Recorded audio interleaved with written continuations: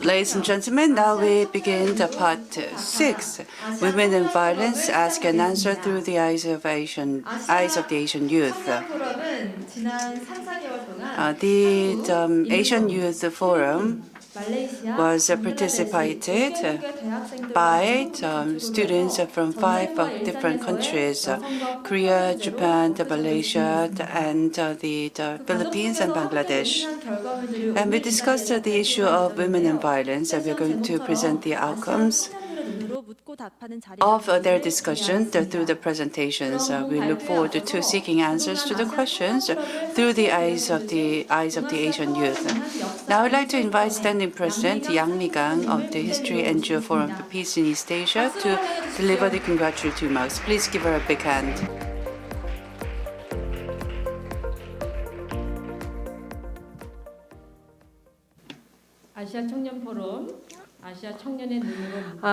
The Asia Youth Forum, under the theme Ask and Answer Through the Eyes of Asian Youth, is taking place today. Thank you for participating. I'm Yang Mi-ga. I'm the standing president of the History NGO Forum for Peace in East Asia, which is a host organization. The Asian Youth Forum is prepared to explore alternatives to think, imagine, and practice through the eyes of young people rather than an abstract and theoretical approach.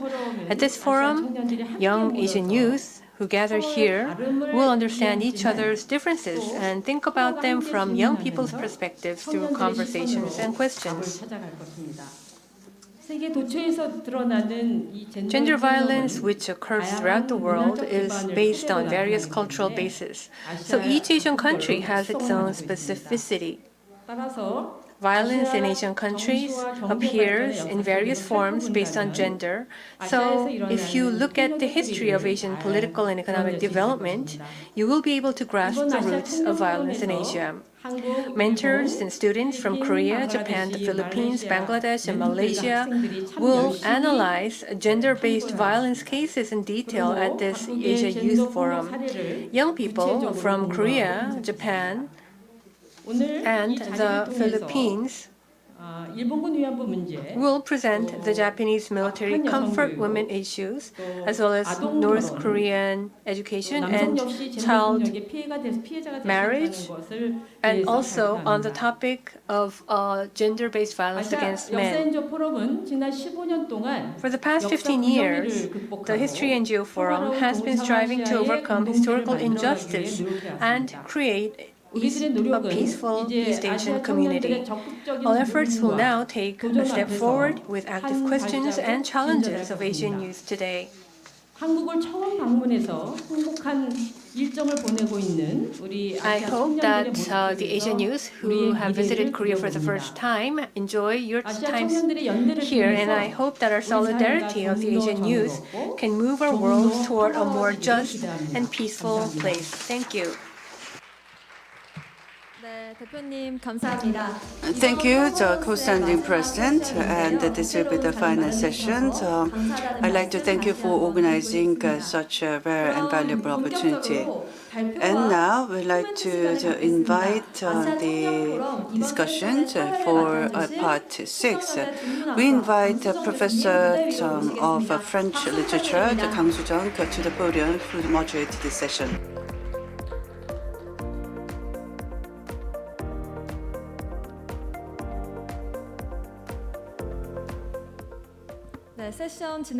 And now I'd like to hand over the microphone to Professor Kang Soo-jung to moderate the session. Hello, everybody. I'm Kang Soo-jung. I'm a professor at Seungmyeong Women's University and also a co-president of the History NGO Forum.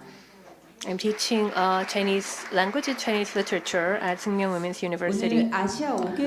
Today, we have youth from 5 Asian countries at the Asia Youth Forum, and I am deeply honored to be moderating this meaningful session. The Asia Youth Forum will look at various topics such as war, peace, and the various issues of gender equality under development from the eyes of the youth. Gender violence has many cultural foundations underlying it, so there are regional specificities. During the past 3 months, we have focused on the topic of women and peace and the Asian countries of Korea, Japan, the Philippines, Malaysia, Bangladesh have studied the issue of gender violence and women and violence. And we had numerous discussions and held workshops. And now this is an occasion to share the final outcome. Since we had made devoted efforts until now, I'm looking forward to the presentations. And also we have each mentor professors of each country. I like to extend my sincere gratitude. In part 6, we have the attendance of both the mentors and the mentees. We will invite them onto the stage and we will listen to the students' presentations and also a brief comment of the mentor professors. After we listen to all the presentations and comments, we will have a brief Q&A session. I hope that we do not have a delay. And there will be participants that are joining us online. If you have any questions, please share them in our chat box so that our organizers will deliver them to us so that we can collect them and share them at the Q&A session. And we now like to begin the first presentation. The first team is a Korean team from Seungmyeong Women's University. We'd like to invite Sun Ji-young and Ban Yoo-jin and Professor Yoon Yeo-jin. 육성희. Seungmyeong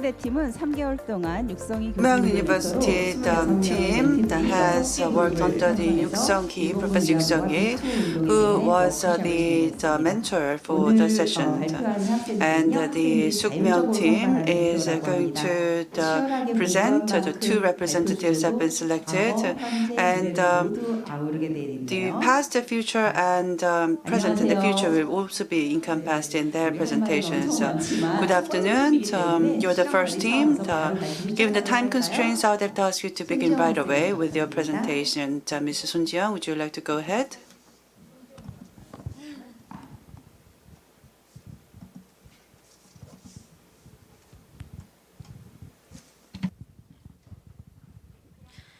Good afternoon, everyone. Thank you all for being here. This is Ji Young-shun, a representative of Korean teams A, B, and C. The topic of our presentation is Japanese military sexual slavery. We especially focused on the significance of testimony and post-memory concerning this topic.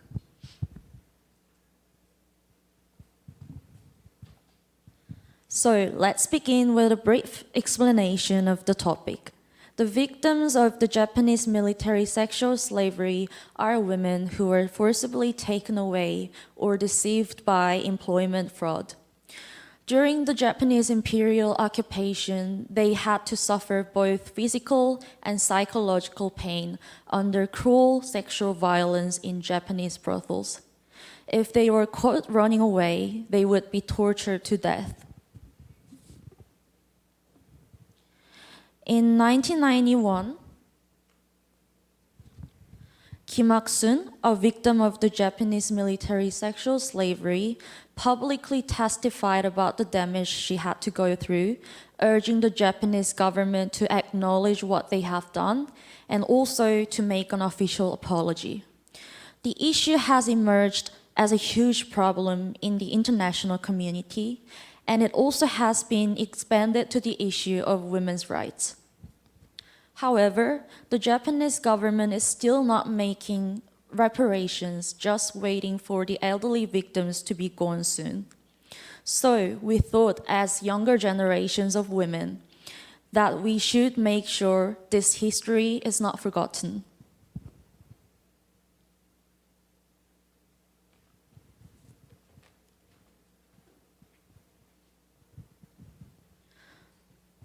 So, the purpose of the research of our teams was to find proper ways to remember the damage and avoid the recurrence of such damage in the future.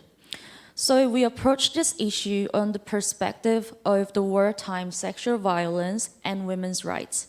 Then we realized a connection between the damage and also current sexual violence issues of today. All three teams studied the same topic, but in a slightly different way. Team A studied the narrative and effect of testimony. Team B studied the change in the social perception of Japanese military sexual slavery. Lastly, Team C studied testimony and its reproduction method with the concept of post-memory.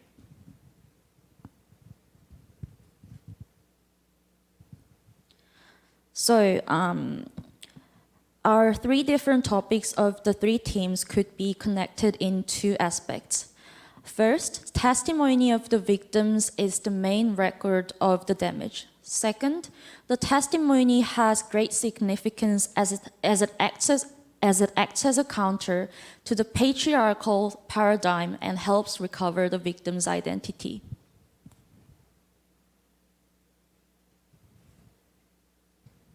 So, here's the table of our contents.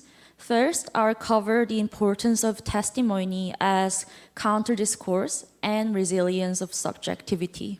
Lastly, we are going to look at conclusion from our perspective. Moving on to the importance of testimony as counter-discourse.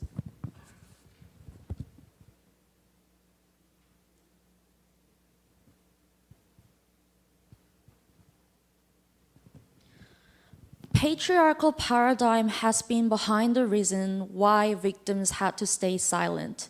It turned violation of women's rights into property disputes between men. All this time, men have written history from their perspective and has deprived the subjectivity of women using the society's ideological power. The damage of victims was often portrayed into pornos to fulfill some men's violent sexual fantasies and was also considered a disgrace of losing virginity.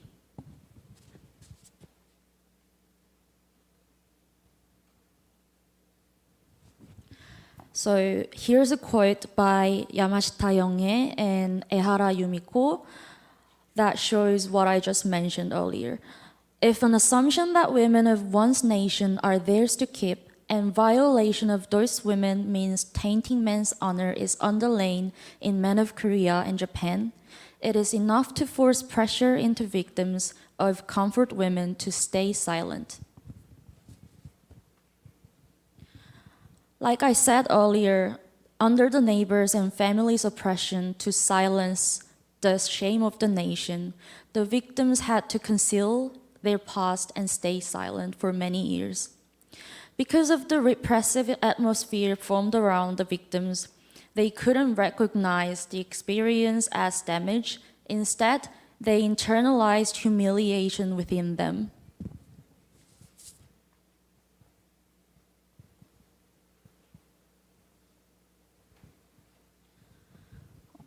As you can see the statistics on the screen, we can assume that this is one of the reasons why these statistics show that the number of people who returned after liberation was about 20,000, but only 240 people were registered as victims by the Korean government. The victims' testimony made it possible for them to start a new discourse against male-dominated discourse. Therefore, they could put themselves up as a subject of the new discourse. In other words, victims could make their own history against male narration by contributing to the historical work of the Japanese military sexual slavery. Now let's move on to the importance of testimony as resilience of subjectivity as a victim.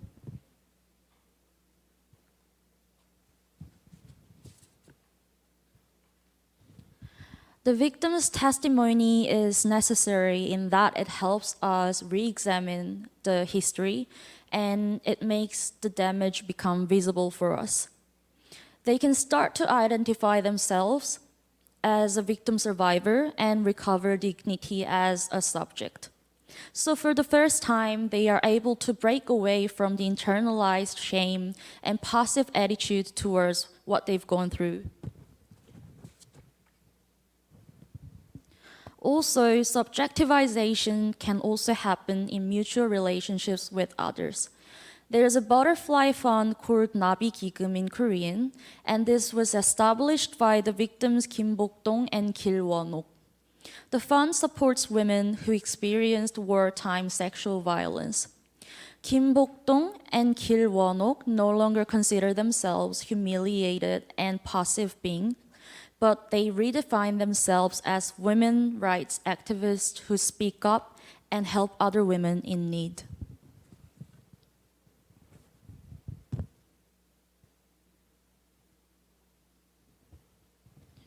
So let me talk about the connection between youth women and the victims of the Japanese military sexual slavery. The connection between youth women and the victims. Youth women's participation and interest in this issue comes from their awareness of the sexual violence that has been consistently inflicted on women in current society.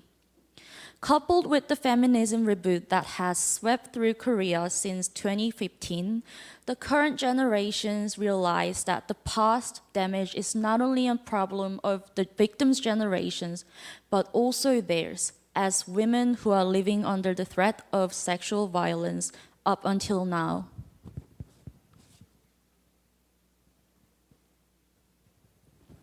So, in conclusion, testimony allowed discussion of the issue to extend to current generations rather than just remaining as their own scar.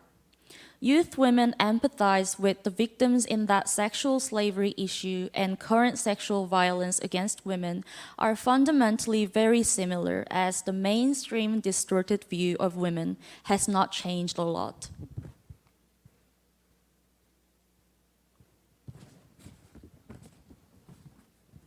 So, next generations, including us, need to continuously pay attention to whether the main view of women's changed in patriarchal paradigm society. We should also keep asking the victims if they feel the changes in their life. The implicit oppression on women should no longer be a barrier to victims who are trying to speak up. The victims here, I mean, both victims of Japanese military sexual slavery and victims of current sexual violence today.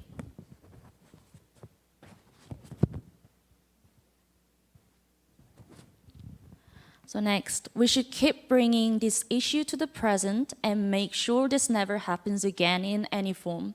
For that, we all need to be in solidarity. Thank you very much for your attention, and that's all I have for my presentation. Thank you again. 네, 수고하셨습니다. 반유진 학생 바로 이어서 Thank you very much. Would like to, can we ask Pan Yu-jin to continue with the presentation, the Me Too in Korea and the online movement? Everyone. I am Yujin Ban from Sookmyung Women's University. Today, I would like to present the result of the study me and my colleagues conducted on the Me Too movement in South Korea under the supervision of Professor Sung Hee-yuk.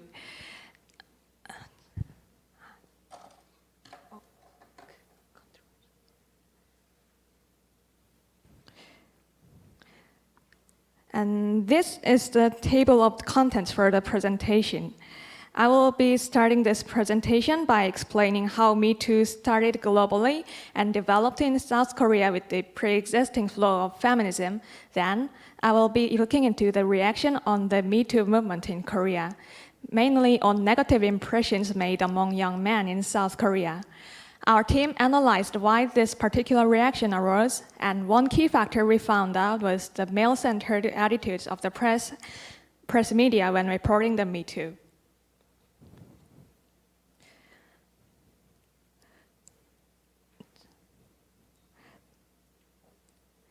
The Me Too movement had a great impact internationally, and Korea was not an exception. It is hard to say, however, that the Me Too movement in Korea was simply influenced by the movement in the US. It rather became a part of a bigger feminist movement rebooted at the time in Korea. The following are the main main cases. The following are the main cases that show misogynistic hate crime and institutional sexism in Korea, which worked as a background of the feminism reboot in Korea. In 2015, misogyny in the Korean online web was at its peak. In 2016, the gender-based hate crimes were followed by a large memorial movement. The illegal filming and photographing became a public issue in 2018, followed by a large-scale protest over 6 times. In 2019 and even until recently, a lot of sexual exploitation crimes, especially correlated with online messenger applications, got acknowledged by the public. Still, similar crimes are being committed again and again, while the court and the police tend to take these cases without much urgency. Prosecutors Ji-hyun Seo's revelation in 2018.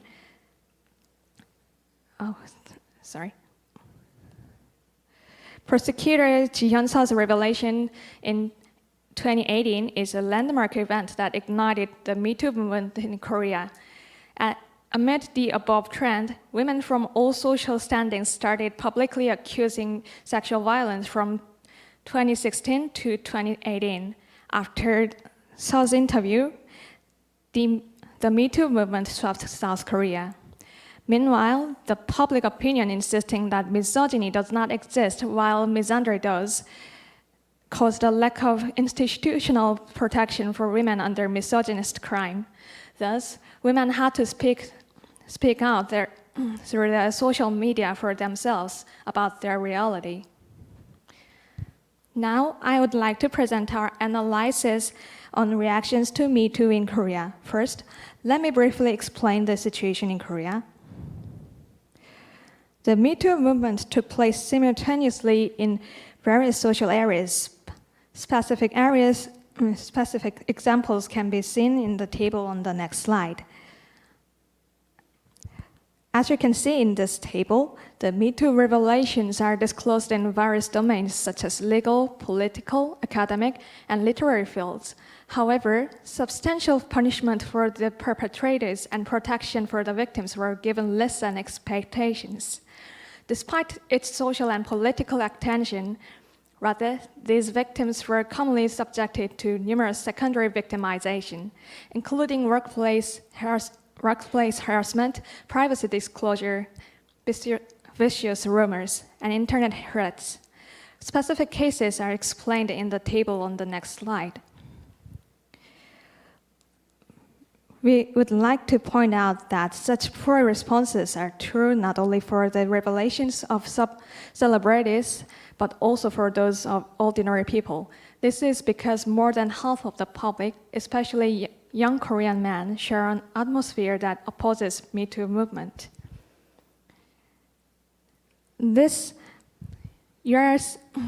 What you're seeing is a graph that indicates the change of the approval rate regarding the Me Too movement.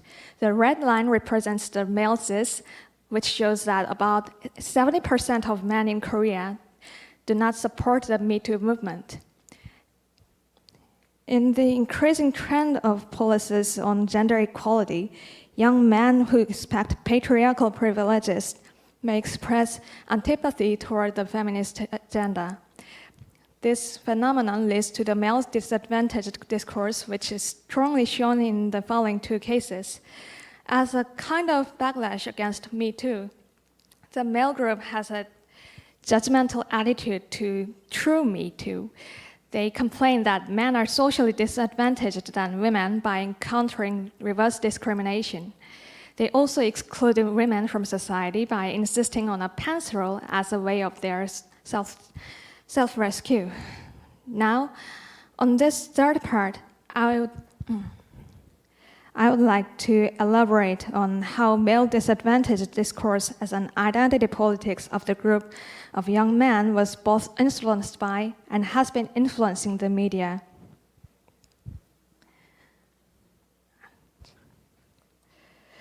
The male disadvantaged discourse summarizes the man's desire to protect the hierarchical position in patriarchal society.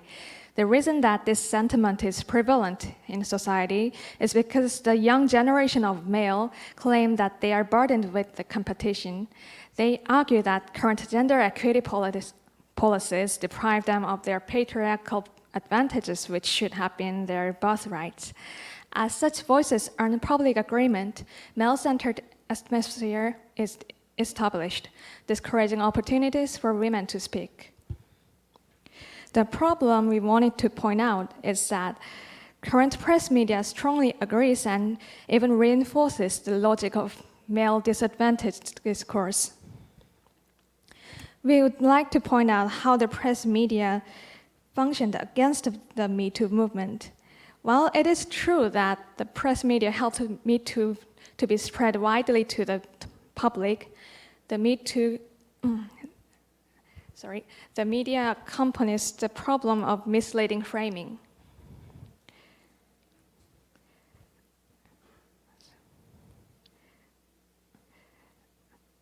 The male-centered ideas are having a power of influence through the media and play a significant role in forming negative public opinion about Me Too. Rather than criticizing the male-centered discourse, a large portion of the press media in Korea tended to simply repeat and reinforce it, creating an echo chamber of misogyny in Korean society. Many studies commonly criticize that the press reports in Korea hardly had shown their own research on the cause of the sexual violence. Rather, they were busy simply citing the claims of the accusers and their suspects. Moreover, when reporting about the Me Too accusation, some press media showed a compassionate stance for the accused, focusing more on what the accused will go through than the victim's situation. Through these kinds of misleading framings, the press media is failing to highlight structural sexism. As a result, Korean men are getting fewer and fewer opportunities to reflect and learn on the fact that they have the advantage of the sexist culture. These attitudes of the media can lead the public to overlook the misogynic structure which had been affecting every sexual violence. In addition, these reporting attitudes are likely to cause secondary victimizations to the victims of sexual violence. To sum up, with the lack of consideration in this society, the victims are commonly bullied, get invaded their privacy, and threatened by malicious rumors in their daily lives. This indicates that secondary victimization is still ongoing. Therefore, it is we have been pointing out the problem of the press media's gender-biased attitude, but in fact, the guideline for gender ethics was already sorted out in 2018. Therefore, it is necessary to build a victim-centered attitude, meaning that helping, respecting, and caring for the recovery of victims. This perspective encourages victims to speak their own experiences out and leads victims to make their own choices in ways to solve the case. Ultimately, we should redefine victims, not considering them as just sufferings, but as active speakers. As we have gathered up in this session to exchange insights regarding the matter of women's rights, our team would like to end this presentation by emphasizing the importance of being consistently in solidarity with the survivors of sexual abuse. Thank you all for your attention, and our presentation is over here.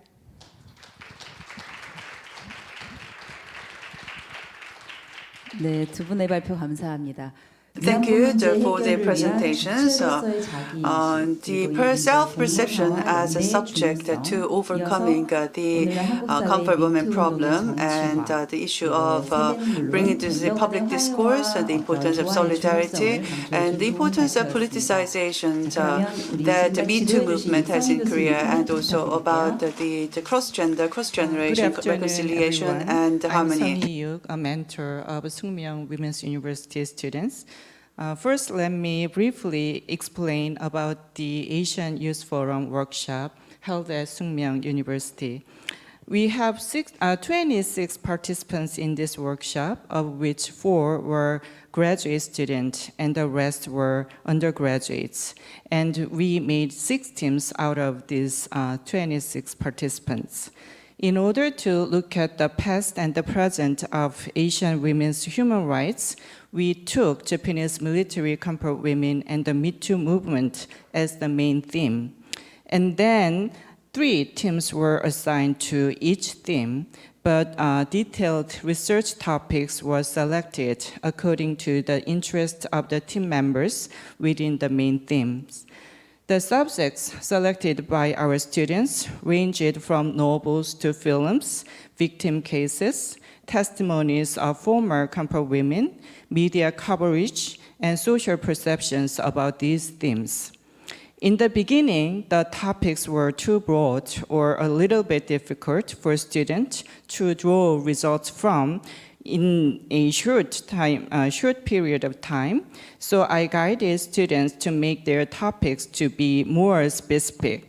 And as the workshop progressed, I helped the students not just collect data on their topics, but ask themselves questions and experience exploration and argumentation processes to find answers to their own questions.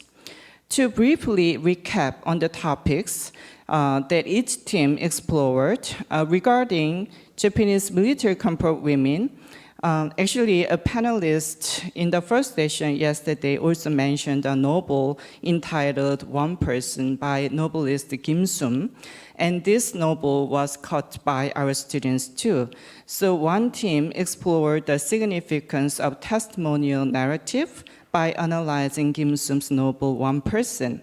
And the other team studied how the social perceptions of the Japanese military comfort women issue had changed within a focus on the images of comfort women. And the last team conducted a study on the limitations on the representations of comfort women and ways to overcome them in the era of post-memory generation. Regarding Me Too movement, the 3 teams each dealt with, first, individual case studies of victims of the Me Too movement and the challenges we face in our society. 2, the limitations of Korean media coverage of the Me Too movement. And then lastly, the limitation of identity politics inherent in the Me Too movement. All 6 teams seem to have different topics, but during the workshops, we found a lot of intersections among themselves. So for today's final presentation, the contents of the 3 teams on each theme were merged and reorganized, and the representative students was in charge of the presentation. So in this way, I think that the research results of all the teams that worked so hard together during the summer were at least partially reflected in their final presentation. Although Japanese military comfort women issue and the Me Too movement are familiar topics frequently encountered in our society in Korea, students confessed that they were only superficial knowledge that the student didn't spend time looking for or studying. So I can say that this workshop was a valuable opportunity for students to study and learn in depth about these 2 topics. Also, by studying gender-based violence experienced by Korean women from the past to the present, it makes students think about the relationship between these historical events and themselves. And I think this workshop also provides students with an opportunity to continuously think about the status of women living in Korean society in the 21st century and practice ways to fight against such violence in our daily life. And I'm convinced that students have expanded their perspectives and experience through workshop activities and taking part in this international academic conference and networking with foreign mentors and students. So I'd like to end my comments with my sincere thanks to the people involved in the History NGO Forum and the Research Institution on Japanese Military Sexual Slavery. Thank you very much. Thank you. 네, 3개월 동안 정말 흥미롭고 For 3 유익한 months, it was a 공부를 very 많이 한 fruitful 걸 and 알 수 있겠네요. informative experience and study. 한국 now, 팀의 세 분 모두 Thank you very 수고하셨습니다. much, all three of you from 흥미로운 the 연구 Korean 활동해 주신 team. 한국 팀을 위해서 다시 한번 And 박수 please 부탁드립니다. share another big round of applause for the team from 잘해주신 Korea. 분이죠. Yes, you may now leave the stage. 자, 이어서 And now 일본 we 팀의 will have the 발표와 presentation and 코멘트가 comment from the 있겠습니다. Japanese team. From Hitotsubashi University, we have students Kimika Sakura and Hanako Negishi and Professor Kato Keiki. Please come up to the stage. 예, 일본 히토스바시대 팀은요. And the 재학 중인 Hitotsubashi 일본인, University team had a total of 20 Japanese, Korean Japanese, and Korean students and British students participating in the project. 한일 관계사 입문서를 Last year, 출간했다고요. they 제목이 published 아직 a 밝혀지지 않은 한일 booklet 관계에 called The 대한 Student Story on 학생들의 Unknowing 이야기. Japan-Korea 제목만 들어도 Relations. 사고 싶은 책인데요. It makes you really 요즘들의 want 관심을 많이 to 받았고 buy the book just 벌써 by 만 hearing 부가 the 팔렸다고 title. 합니다. It already gained a lot of 이번에는 attention and 오키나와 already sold 현장 조사를 10,000 copies. 하면서 일본 And 위안부 also in this 문제를 초점을 맞춰서 project, 연구를 they have 했는데요. focused 또 on 일본 the issue of the 팀은 military 발표자 comfort 외에도 women issue of 많은 Japan and 학생들이 conducted a 본 대회에 field survey. 참가하셨다고 하네요. And 모두 many 환영합니다. Japanese students have participated in this project. Hello. 그러면 And now, 사실 이번 일본군 위안부 문제를 the 연구해 Japanese military 주셨는데요. comfort 먼저 women issue has been your topic of study, and it seems that it's not that easy to study this subject in Japan. 자, 우리 그러면 두 So, 분이 준비한 we have two students that have 일본에서 prepared 연구한 the 일본군 위안부 presentation 문제를 어떻게 계승할 on 것인가 how 두 분의 발표 to 듣도록 succeed 하겠습니다. the issue of the military comfort women in Japan. Let's listen to the presentation.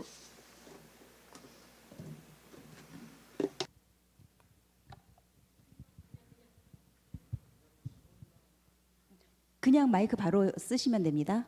예. Yes, you may use a microphone.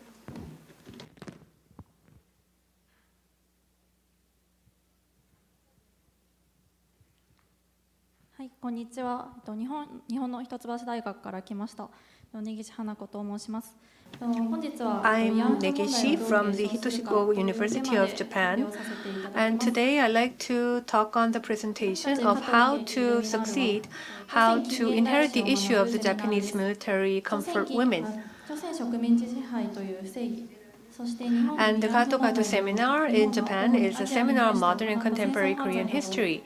We discuss the injustice of colonial rule, of the Korean colonial rule and war crimes committed by Japan, mainly against Asia, such as the Japanese military comfort women issue, in the context of historical facts. And based on the idea that the history of the Japanese military comfort women system and other forms of perpetration of Japan should be widely communicated and inherited, we have engaged in various activities. And we have compiled a video of our usual seminar and various activities such as exchange meetings and field work. And now let's take a brief look.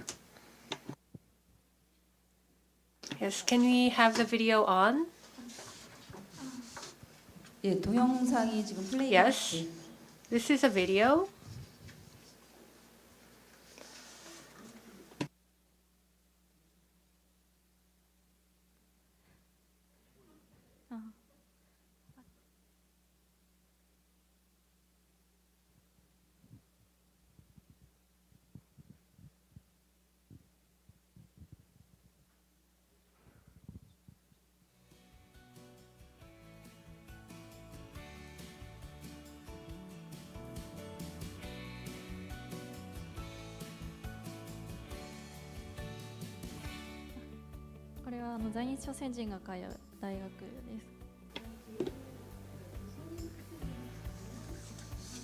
And we visited a university where the Korean Japanese attend. Next. Then why should we inherit the Japanese military comfort women issue in the first place? And here we'd like to discuss our awareness of the issue. The Japanese military comfort women system was a system under which many women, mainly from Asia, were taken against their will, treated as sex slaves and subjected to sexual violence by the Japanese military against the background of ethnic discrimination, gender discrimination, and class discrimination due to the invasion and colonial rule. At the so-called comfort stations, women were deprived of their various freedoms, their human rights were violated, and their dignity was lost. Even after Japan's defeat in World War II, Japan continues to be insincere in its attitude and pretends that the problem has been solved with superficial and insufficient apologies that do not respect the wishes of the victims without investigating and recognizing the facts and without making compensation. Therefore, the dignity of the affected women have not been restored and the essential problem has not been resolved. However, in today's Japanese society, the structure of discrimination and exclusion that gave birth to the Korean colonial rule and the Japanese military comfort women system still remains. It is true that those of us born after the World War II did not directly commit such acts in the past. However, in a society where such structures of discrimination and exclusion remain, the history of Korean colonial rule and the Japanese military comfort women system are not irrelevant to us, and we have a responsibility to destroy these structures. To fulfill this responsibility, we must face history and learn about the Japanese military comfort women and speak up to prevent its recurrence and hand it on. And that is why we need to inherit this issue. Based on this awareness, the Gato seminar has been engaged in various activities to carry out the Japanese military comfort women issue. We published a book and we had interviews by major media and conducted field research on the Japanese military comfort women issue in Okinawa. First, regarding the publication, last July, 5 undergraduate students belonging to the Gato seminar published a book titled The Japan, Korea, Moya Moya, and Me as a University Student. And this book is a kind of a super introduction to the history of the Korean Peninsula and Japan, starting from the various Japan-Korea mumbo-jumbo that we often encounter in our exposure to Korean culture and news. It is a very basic introduction. We have been very aware of the current popularity of the Korean culture and K-pop among the young people in Japan, and we felt it necessary to convey not only the historical facts, but also how to face history to K-pop fans and other Korean culture enthusiasts and people who are not interested in history. So I thought it was necessary to convey not only historical facts, but also how to face history, that is the methodology. So in this book, we also addressed the issue of the Japanese comfort women issue and mentioned Mary Mont and the statue of the Girl of Peace. And also in this book, we talked about the concept of moya moya based on our own experiences, which entails frustration and the grievance, and also started a chain of events in which readers who read the book also talked about their own moya moya experiences. And next, I was also interviewed by a media called Model Press, and in connection with a book published by the seminar, we did an interview by Model Press, and the article was published on the internet. In the interview, I talked about how we should face history, on the history of injustice and criminal acts committed by Japan, especially in Asia, such as the Korean colonial rule and the Japanese military comfort women system, as well as the history of the perpetration of human rights violation against people. The interview and the publication of the article provided an opportunity for many readers to face the history of Japan's perpetration and to carry on the Japanese military comfort women issue. And thirdly, in order to learn more deeply about the reality of the comfort women issue, we conducted a field trip in Okinawa, and we prepared a short video summarizing our research. So please take a look.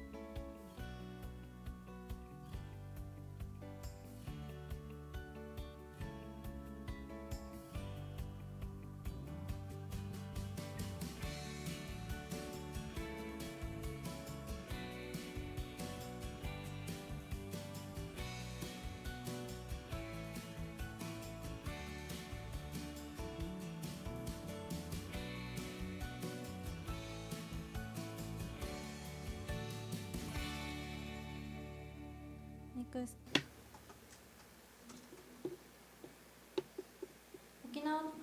縄調査の内容として、まずフィールドワークをより有意義なものにするため、事前学習として沖縄における In order to make the fieldwork more meaningful, we first read an article discussing the Japanese military comfort women system in Okinawa and also books about the comfort women.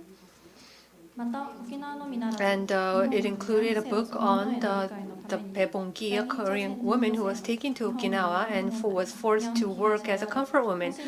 And we discussed the situation and also to understand not only Okinawa but also the Japanese military comfort woman system itself. We watched and discussed a movie about Song Shin-do, a Korean female victim of the comfort woman system in Japan.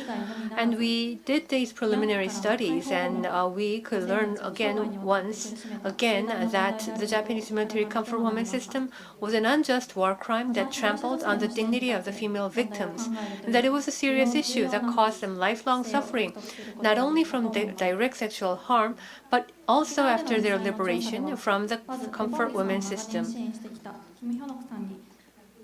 And I think I also gained an important attitude to think about the issue from the perspective of the female victims.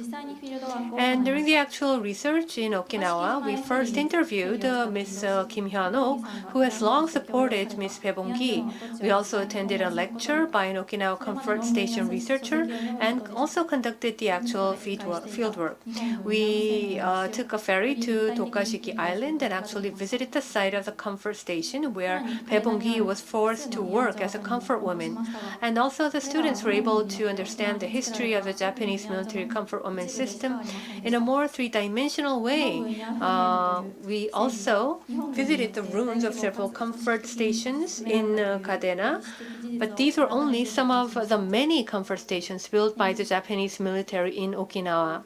次にゼミの一員朝倉さんが関わっている Also, 慰安婦問題を継承することにつながる I realized once again the historical fact that 2つの the injustice of the Japanese military comfort woman system was systematically and on a large scale promoted by the Japanese military. And now I'd like to hand over the microphone to the other member of our team, Ms.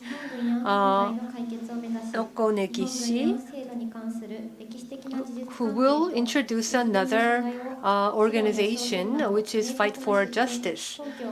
Fight for Justice is a website production committee for the Japanese military comfort women issue, whose main mission is to provide historical facts and responsibility for the Japanese military comfort women system with clear sources and evidence, such as documents, testimonies, and others. The website was created by a group of students and other young people, and we should note that it is launched by many young people through the internet. And we realized we need a space to have a better understanding of the Japanese military comfort women issue. And we launched the website in 2013, and we could learn of the issue in a proper manner. And in addition to the basic facts, you can also see the testimonies, the comfort stations, and it is available not only in Japanese but also in English, Korean, and Chinese and other languages. We have also been conducting the so-called Next Generation Creation Project since last year with many young students and young members. Under the title of 10 Questions to Understand the Japanese Military Comfort Women Issue, we're producing a 2-minute video in which we answer the most frequently asked questions. At this stage, we are currently working on a series of videos titled, What is the Japanese Military Comfort Women System? And another video is titled, What is the statue of the Girl of Peace? And also, we will be releasing more videos on the public prostitution system and the colonial rule. And next, I'd like to introduce the organization called Collabo. Collabo was founded in 2011 by Muno Nito, the representative of Collabo. Based on her own experience, she believes that girls who cannot go home can only be approached by sex traffickers and prostitutes, and that situation should be changed. That was a reality that she thought must change. And Collabo is not a support group, but a movement for those involved in the sex trade. Recently, the Women's Human Rights Center has been established to work not only with women in their teens and 20s, but also with women who are currently in the sex trade.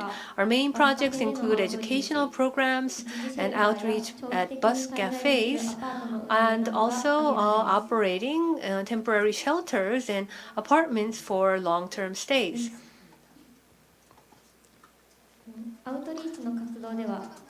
In our outreach activities, we actually go downtown at night to the red light districts and talk to the girls in their teens and 20s who are out there. Collabo also has a support group called Subomi, which is made up of girls who are connected to Collabo and work together with other girls in the same situation. And we're not just trying to support the girls, but we ourselves are also involved in the activities with the awareness that we are living in the Japanese society where the girls are living.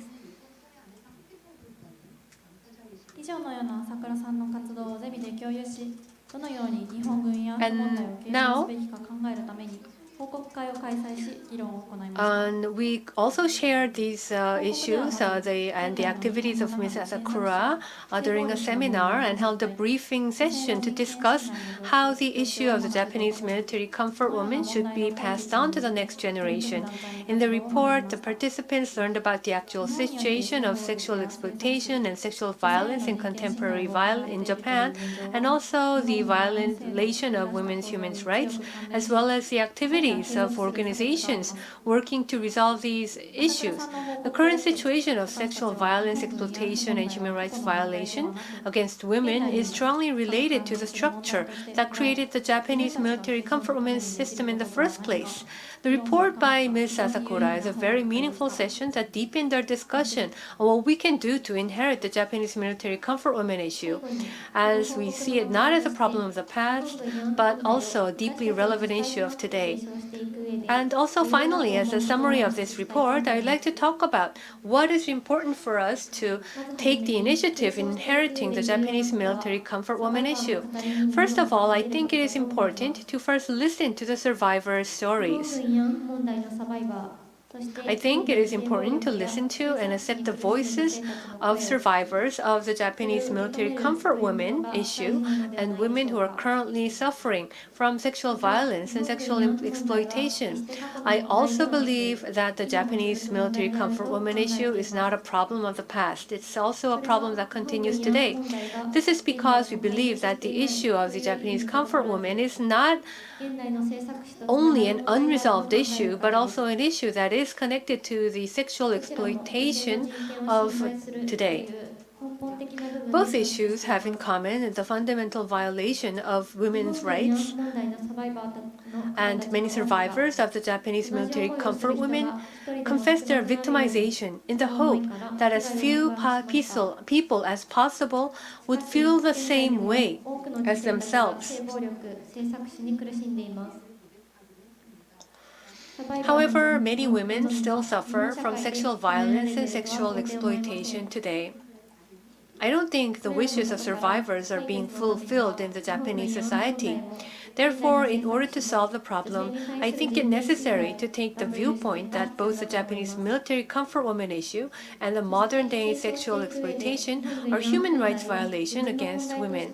I also think it is important for us to have a sense of ownership of the issue of the Japanese comfort women as our own problem.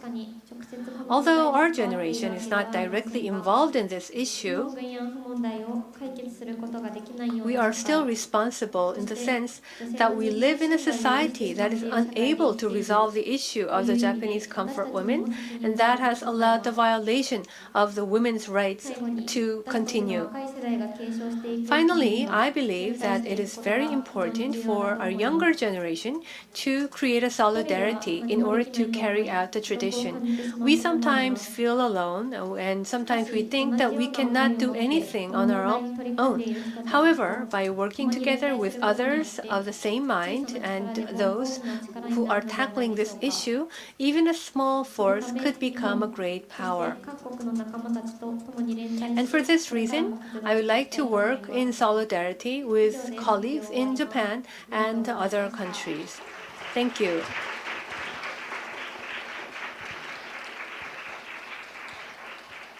네, 일본군 위안부 문제와 성매매를 비롯한 성착취, 성폭력 등을 보다 폭넓은 차원에서 접근해서 여성에 대한 인권 침해 문제로 보고 연대와 협력을 하자라고 And we were able to listen and to the need for the solidarity in the future. 私たちは韓国近代史植民地支配のことを学ぶゼミで Hello, I'm Kato. 今日発表した2人に加えて And we've engaged in the study of the Japanese military comfort women issue. In addition to the two presenters, we have 4 more participants. And also in our seminar member, we also have Korean students studying in Japan. So we have a total of 6 students present today. We work together as a team. And what I'd like to comment on is the environment that the Japanese students have studied and engaged in the project, and then discuss the significance of their project. When looking at the situation in the Japanese society, when I taught the military comfort women issue in my classroom, this is something I frequently hear from my students. They say that they have never thought that the Japanese military comfort women issue was a human rights issue. Through the media or through the internet, the students would gain a lot of information, and they would normally believe that. That is, the military comfort women issue has been raised especially by the South Korean government to create an anti-Japanese sentiment, and that it is trying to somewhat instigate Japan, and they had this type of a misunderstanding, such as discrimination against ethnic groups or countries. And because so we can see that there's a lack of an understanding of the issue, that it is a human rights issue. And they do not have the awareness of the victims from other countries. So how did this happen? I think the most likely reason is the overwhelming influence of historical denialism in the Japanese society, which justifies, distorts, and denies the facts of the Japanese military comfort women system and the perpetration of the colonial rule. Historical deniers not only seize the central power in Japan, but unfortunately, the influence of historical denialism has become overwhelmingly powerful at the citizen level. They're saying that Korea is violating international law and is creating anti-Japanese sentiment, and this is the overwhelming atmosphere. Even as K-pop and K-dramas are very popular, only few Japanese are willing to seriously address historical issues. And I believe one of the reasons for the seriousness of sexism and ethnic discrimination in Japan is the lack of reflection on the Japanese military comfort women issue. So under these circumstances, the comfort women issue and the colonial rule issue, and viewing it from the individualized victim's perspective, has been the focus of our students' efforts, and I think this is where the significance lies in. And they conducted an interview with Kim Yeon-ok, who long supported Daebonggi in Okinawa, and they could have an indirect experience of the lives of the victims. And they also visited the comfort stations, including Tokashiki Island, and also thought about the actual damages done by the comfort women system. And they also connected the issue of gender discrimination to the Japanese military comfort women issue. And in addition to that, it is noteworthy that the group has been aware that the historical political denialism is still very influential in Japan. And they also published books and presented their opinions through the media. And through these activities, a small number of people who previously had no interest in the issue of Japanese comfort women and colonial rule have now started to take interest. And I believe that sincerely addressing the issue of the historical abuse is the first step toward creating a Japanese society where human rights are respected. While I believe that there are so many challenges Japanese society is faced, but I look forward to the students' efforts. And with that, I'd like to conclude. I understood that history education is most important as I listened to your comment. And we see such committed students as well as the leadership of activists and professors like you. I could expect and we could be optimistic that the future of Japan will be much brighter. Thank you very much, all three of you. 자리로 가주시면 됩니다. Please return to your seats. 예, 다음은 And next, we invite the presenters from the Philippines. Malia Lei, the Kalganila French University of the Philippines of Manila, Philippines, and the mentor, who is Bernard Manuel Calania, professor of the University of the Philippines, Manila. They participated they were in a participatory engagement, and a total of the 50 students had worked together with the policymakers and the high-level government officials. They interviewed those officials and also the senators from the Manila city, and as well as the members of the parliament. Welcome. Please be seated. 예, 다른 학생은 한 분 안 오셨나요? So we have only one presenter here. 몇번 여행을 가봐서 Yes, I visited Philippines many times. I feel very familiar with your country. Can we ask you to remove the mask? It's okay to remove the mask on stage. 필리핀도 일본군 위안부 피해자가 I understand that there are quite a few Japanese military comfort women victims in the Philippines as well. So we'd like to hear more about the Philippines experience through your presentations. Please go ahead. Good afternoon to everyone, to our esteemed speakers, our generous sponsors and hosts, as well as to everyone else in the room. I'm here to present Women Helping Women, the Philippine position on the global comfort women issue. Next, please. So this is an outline of what I shall be discussing with you today. So next, please. We shall start with a very short video.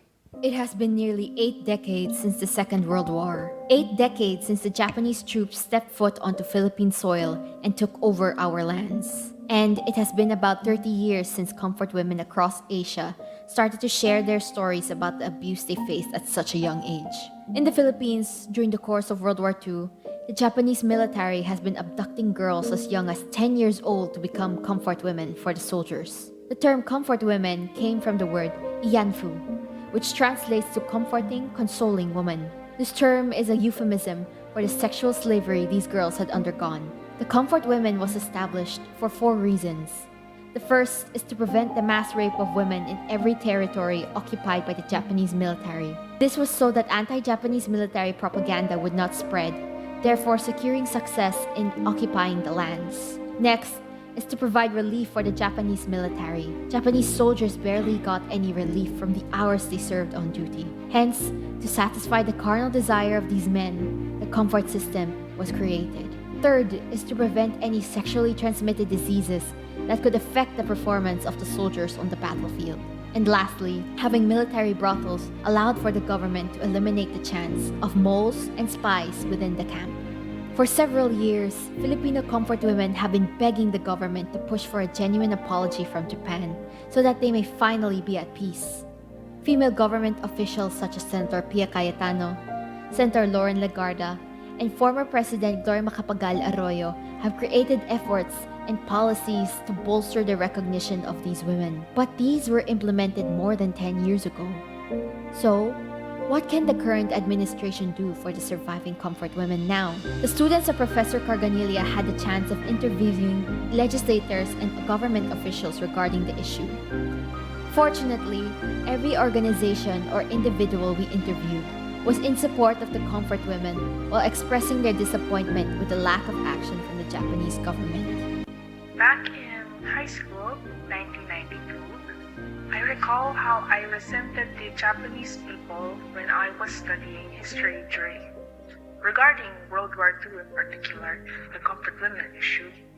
It was during the time when victims were encouraged to come out and to tell their stories for a stronger case against the Japanese government.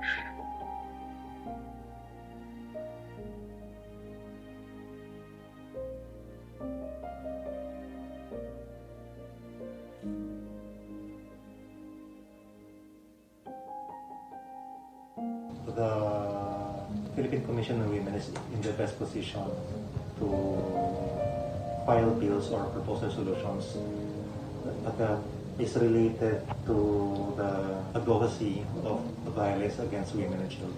As an institution, the Philippine Commission on Women also has an official stand on the global comfort women issue. I am also in disagreement with some of the arguments raised by the government of Japan that given several treaties and bilateral agreements that they have already addressed the issues of reparations and that they have no legal obligations on the settlements of calls for reparations.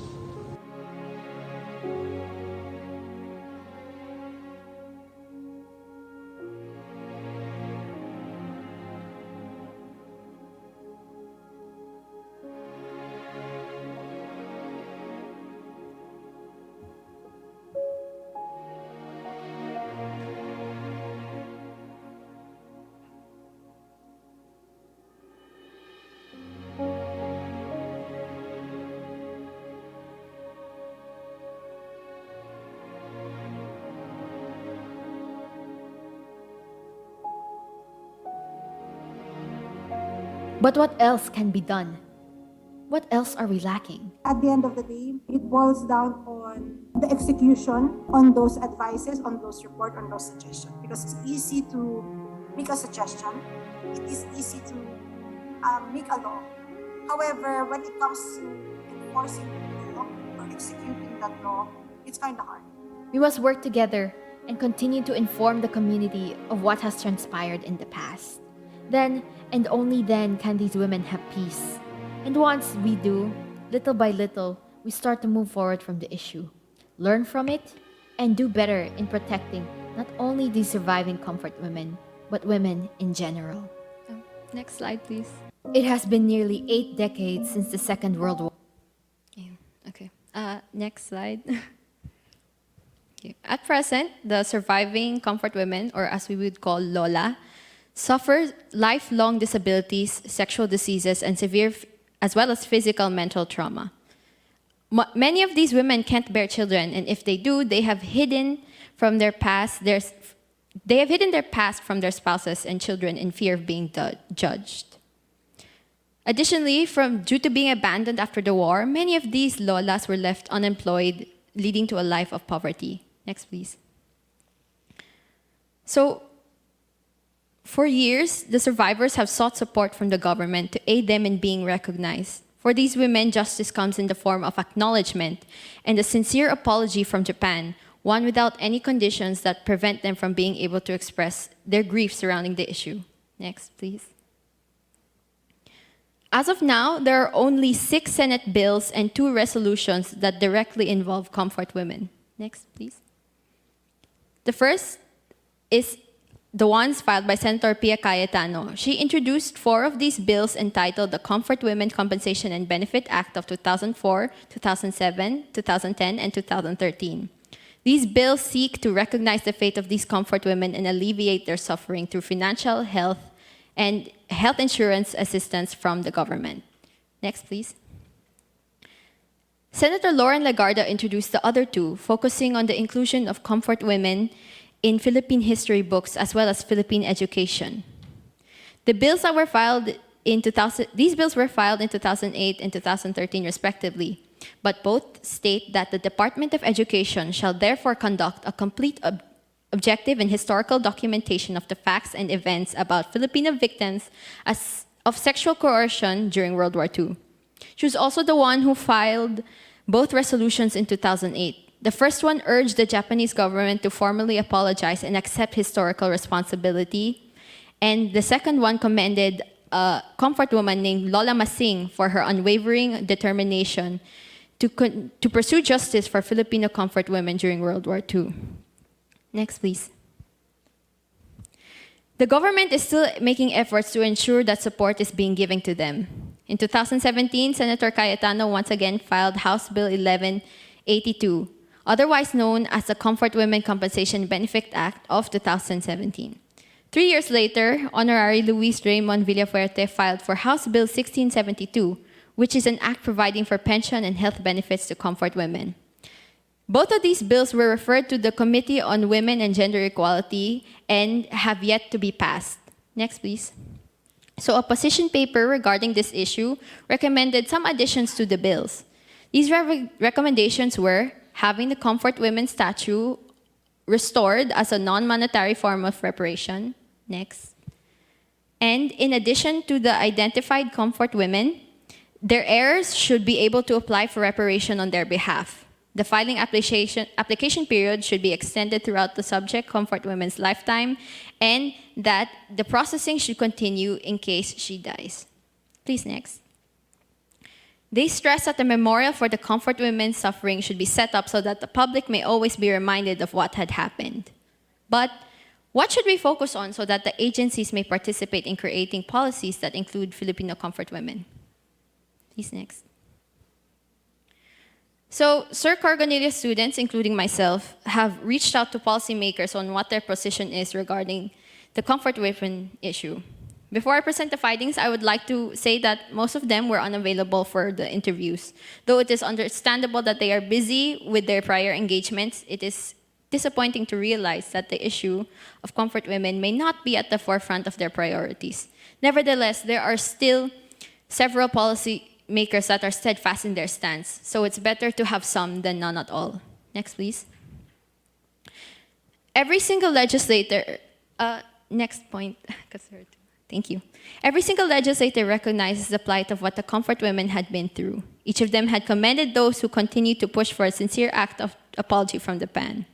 The issue that the Japanese government must recognize that it is its lack of accountability. They must face their past and show a genuine willingness to change the lives of those they have affected, allowing them to speak up without fear of censorship. In doing so, this contributes to a better future for not only Japan, but for every other country that was involved. However, they also mentioned that agencies must not stop at comfort women. Legislators must include women from all walks of life in drafting laws, creating projects, and allocating funds for said programs. Next, please. Violence against women is not just a human rights issue, but a social, economic, developmental, legal, and health issue. The interviewed legislators also voiced their support for the position of the Kumaraswamy report, as it entails the injustice enacted upon the comfort women of the past, but reflects the state of Filipino women in the present. So this includes the modern comfort women who are sexually abused in their homes or sexually trafficked. Next, please. So this is said by Emil Jonty Manguera. So he said that women are considered to be one of the most vulnerable victims of violence. Thus, they need to have more protection. Next, please. In terms of creating any bills or ordinances regarding comfort women, none of the interviewed government officials were able to make any because they are not part of their respective constituents. This reaffirms the fact that the issue of comfort women is not included in the usual priorities of policymakers. Next, please. Attorney Jessamine Uy, City Councilor of City of Ilagan, brought up an interesting point in why this is so. She states that Philippine government is weak in enforcing what we have, and we are weak in actively protecting the rights of women and children. Next. However, that doesn't mean there aren't people who are not trying. Officials from both local and national governments still make efforts in protecting the rights of women and children. Through several programs and local ordinances, they strive to foster a safe environment so that they are aware of what can be done for them. One such example would be the establishment of Magna Carta of Women, also known as Republic Act 9710, during Honorary Arroyo's time as president. This Republic Act is what gave birth to the Philippine Commission on Women, allowing for an improved coordination between the public and private sectors to fully incorporate women's issues into the developmental process. Next, please. It is clear that though the issue of comfort women issue is not the forefront of their priorities, it is something that they will consider in the future policies. But of course, every policy and project requires a budget. Next, please. Since the Philippines is a beneficiary of official development assistance, of which Japan is a primary donor, the comfort women suffer a soft form of censorship. Next, please. In 2010, the Malaya Lolas filed a petition for the respondents to espouse their claims for a sincere apology and other reparations against Japan before the International Court of Justice. They argued that the executive department favored Japan over comfort women as the AWF funds and peace treaty were sufficient reparations. Unfortunately, their petition was denied, as taking up any petition may disrupt and even harm relations between Japan and Philippines. Next, please. Whether this is interpreted as a form of indirect bribery or utang na loob, a Filipino concept wherein we feel indebted to those who provided aid, one thing remains clear. Japan's economic ties with the Philippines hinders progress on this issue. Next, please. Hence why applying gender-responsive budgeting is important in tackling what the Philippine government can do for comfort women. Next, please.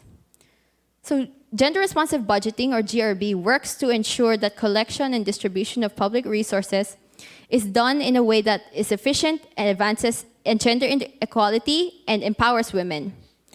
It should be founded on the in-depth research that identifies practical solutions for putting into practices laws and policies that improve women's rights. Next, please. Thus, gender becomes an integral part of budgeting processes. In turn, all of the country's issues, past, present, and future, are taken into account when allocating public funding. Legislators can create budgets, design policies, and execute them based on the Magna Carta of Women by acknowledging the history and past atrocities carried out by those that have colonized us. Due to the Philippines' dire economic situation, GRB enables lawmakers to take a more active role in promoting legislation that addresses gender issues and other related community concerns. Annual budget allocation should also go to comfort women to support their families, as well as education programs to prevent this issue from being forgotten. It is imperative we keep this bleak part of history alive so that all of us may learn from the past, make amends in the present, and move forward to a future with brighter outcomes and stronger ties. Next, please. So in conclusion, next, please. The Philippine government currently does not take priority in the issue of Filipino comfort women. Despite this, through the interviews conducted, it is evident that local and national government officials have the disposition to fight for them. This is observed in their efforts to accommodate the modern comfort women, as they are able to reflect the experiences of the past with the ones of the present. They recognize the sufferings these lolas have undergone and have opened their eyes and hearts to the issue. Thus, we can only hope through these interviews and ongoing advocacies, they take initiative to start including these comfort women and their families in future ordinances, bills, and policies. At the same time, it is also crucial that they apply GRB for their plans, as it allows a more efficient method for planning for men, children, and women. Next, please. To conclude, I'd like to leave you with 5 areas that Senior Deputy Speaker Honorary Arroyo noted to cultivate. The first is capacity building to train women to increase their participation in political life. Next is the promotion of women's entrepreneurship, mentoring. Next is mentoring of the younger generation of legislators and leaders to ensure the continuity of efforts for gender equality. Fourth is to increase the programs regarding the protection of female overseas Filipino workers. And lastly, emphasizing the need for political will and political skill in the legislature to continue advancing the rights of women. Next, please. So in doing so, we may achieve women empowerment in all areas of life, especially in the government, as stated by then-President Arroyo to the Prime Minister Koizumi on her visit to Japan. The Philippines and Japan should think of innovative ways to extend support to the surviving comfort women. Comfort women need a voice of power, What more than having women in the government to represent them? This is a prime example of how women can help women in this day and age. Thank you so much for listening. Magandang araw at maraming salamat po sa inyong pakikinig.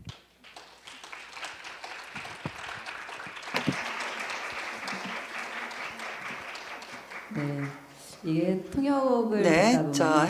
listened to the interpretations, I think it's the same. If you listen to the interpretation as you interpret, young generation tend to speak very fast. There is no breathing room for the interpreters. Having listened to the interpreters, I thought that they were gasping for breath, and I felt sorry for the interpreters. Now, having listened to these presentations, I think that the apology and the compensations should come out of Japan, and it's not coming out. It's quite deplorable. And we are having a deadlock situation because of diplomacy, but in the Philippines it's ODA linked. So I feel there's empathy or sympathy towards these people working for to realize these advancements. And you talked about the gendered aware budget system, and I do hope that we'll be able to listen more in the future about them. And now I'd like to ask Professor Barnett to comment on this. Good afternoon. Yes, I affirm the findings of Malere Frange. Next, we are privileged to present in remembrance of the memories of Nelia Sancho, of the original task force and Lola's Compañeras, as well as Richilda Richie Extremadura, the original liaison of Lila Filipina. Next, we would like to emphasize that this presentation is being done in the year of our Lord 2022, which is also the 80th anniversary of the Battle of Bataan, the 80th anniversary of the Fall of Bataan, the 80th anniversary of the Bataan Death March, and many other World War II related events. And we see the Comfort Women system as part and parcel of the entire machinery, the entire fascist machinery in the Philippines. So we cannot divorce Bataan from the Comfort Women issue. Our new findings here, Malaya and I, are the realization that the same cannibalistic Japanese Imperial Army units that ate people in Mindanao are the same units that also abducted women and girls in the same area. So these Japanese cannibals are also slavers. And even before they became news items, they're already bundles of the war crimes transcripts in the Philippine National Archives. So that's what we discovered in doing this research. Malere Frange speaks on behalf of 80 students from the University of the Philippines, Manila, undergraduates currently enrolled in Philippine history, as well as Master of Management students, and 100 cadets of the Philippine Public Safety Academy.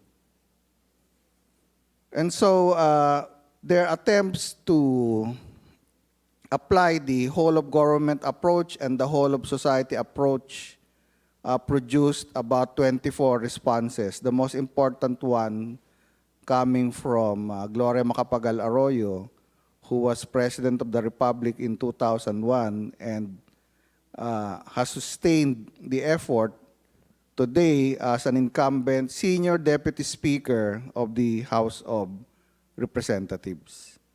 So I would also like to add that in terms of legislation, about 3 weeks ago, we had managed to lobby for the passage at the Committee on Higher and Technical Education, House Bill 0933, which shall make World War II readings mandatory in Philippine history subjects at the collegiate and university level, where, of course, we will ensure that the topic of the comfort women are included. That is part of the package. And we are now working to lobby for the passage of this bill into law in the upper chamber of the Philippine Senate.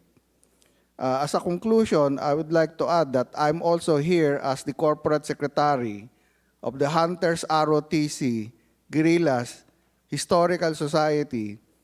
And as far as the victorious World War II guerrillas of the Philippines are concerned, it is still open season on the fascist war criminals. Riat Justicia, Ruat Celum, let justice be done, though the heavens fall. Thank you to the hosts and sponsors at mabuhay.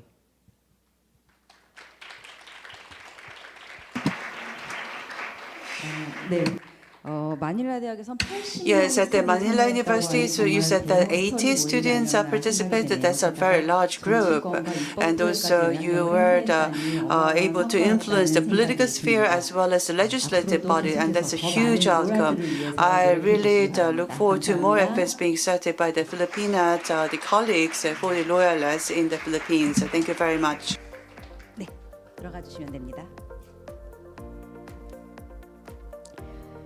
예, 다음은 네 And 번째 now, 팀입니다. this is the fourth team. The fourth team is from Sabah University of Malaysia. We have Nurul Ana binti Abdulatif, Alexion Tianok Sunga, and the mentor, Professor Ayesa Abu Bakar.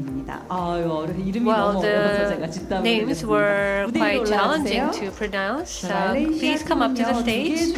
The Malaysian team has two topics. The first topic is on child marriage. And child marriage has become an important issue in implementing the Convention on the Rights of Child that Malaysia has joined. And the second topic is Professor Aya's report on sexual violence against men and women in a recent seminar with the International Review Committee. And it has brought students to have attention to that. I think it has brought a new perspective.